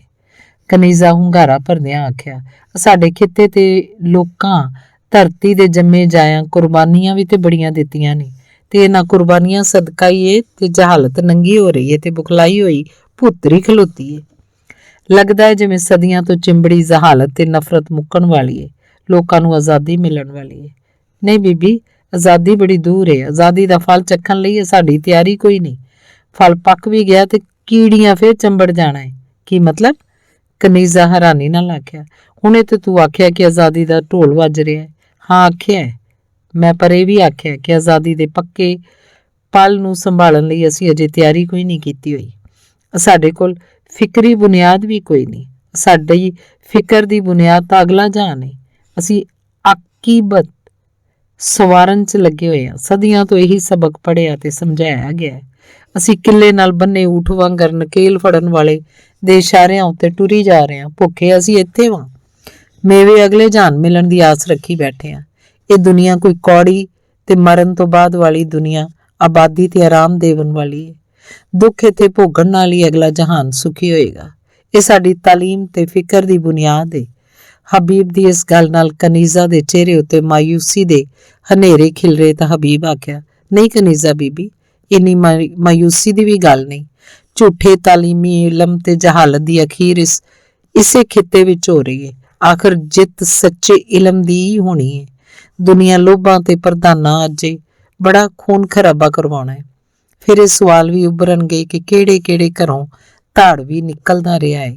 ਕਨੀਜ਼ਾ ਹਬੀਬ ਦਾ ਇਸ਼ਾਰਾ ਸਮਝ ਗਈ, ਬੋਲੀ, ਧਾੜਵੀ ਦੇ ਘਰ ਪੈਦਾ ਹੋਣਾ, ਜਨਮ ਲੈਣਾ ਕਿਸੇ ਦੇ ਆਪਣੇ ਵੱਸ 'ਚ ਥੋੜਾ ਹੁੰਦਾ ਹੈ।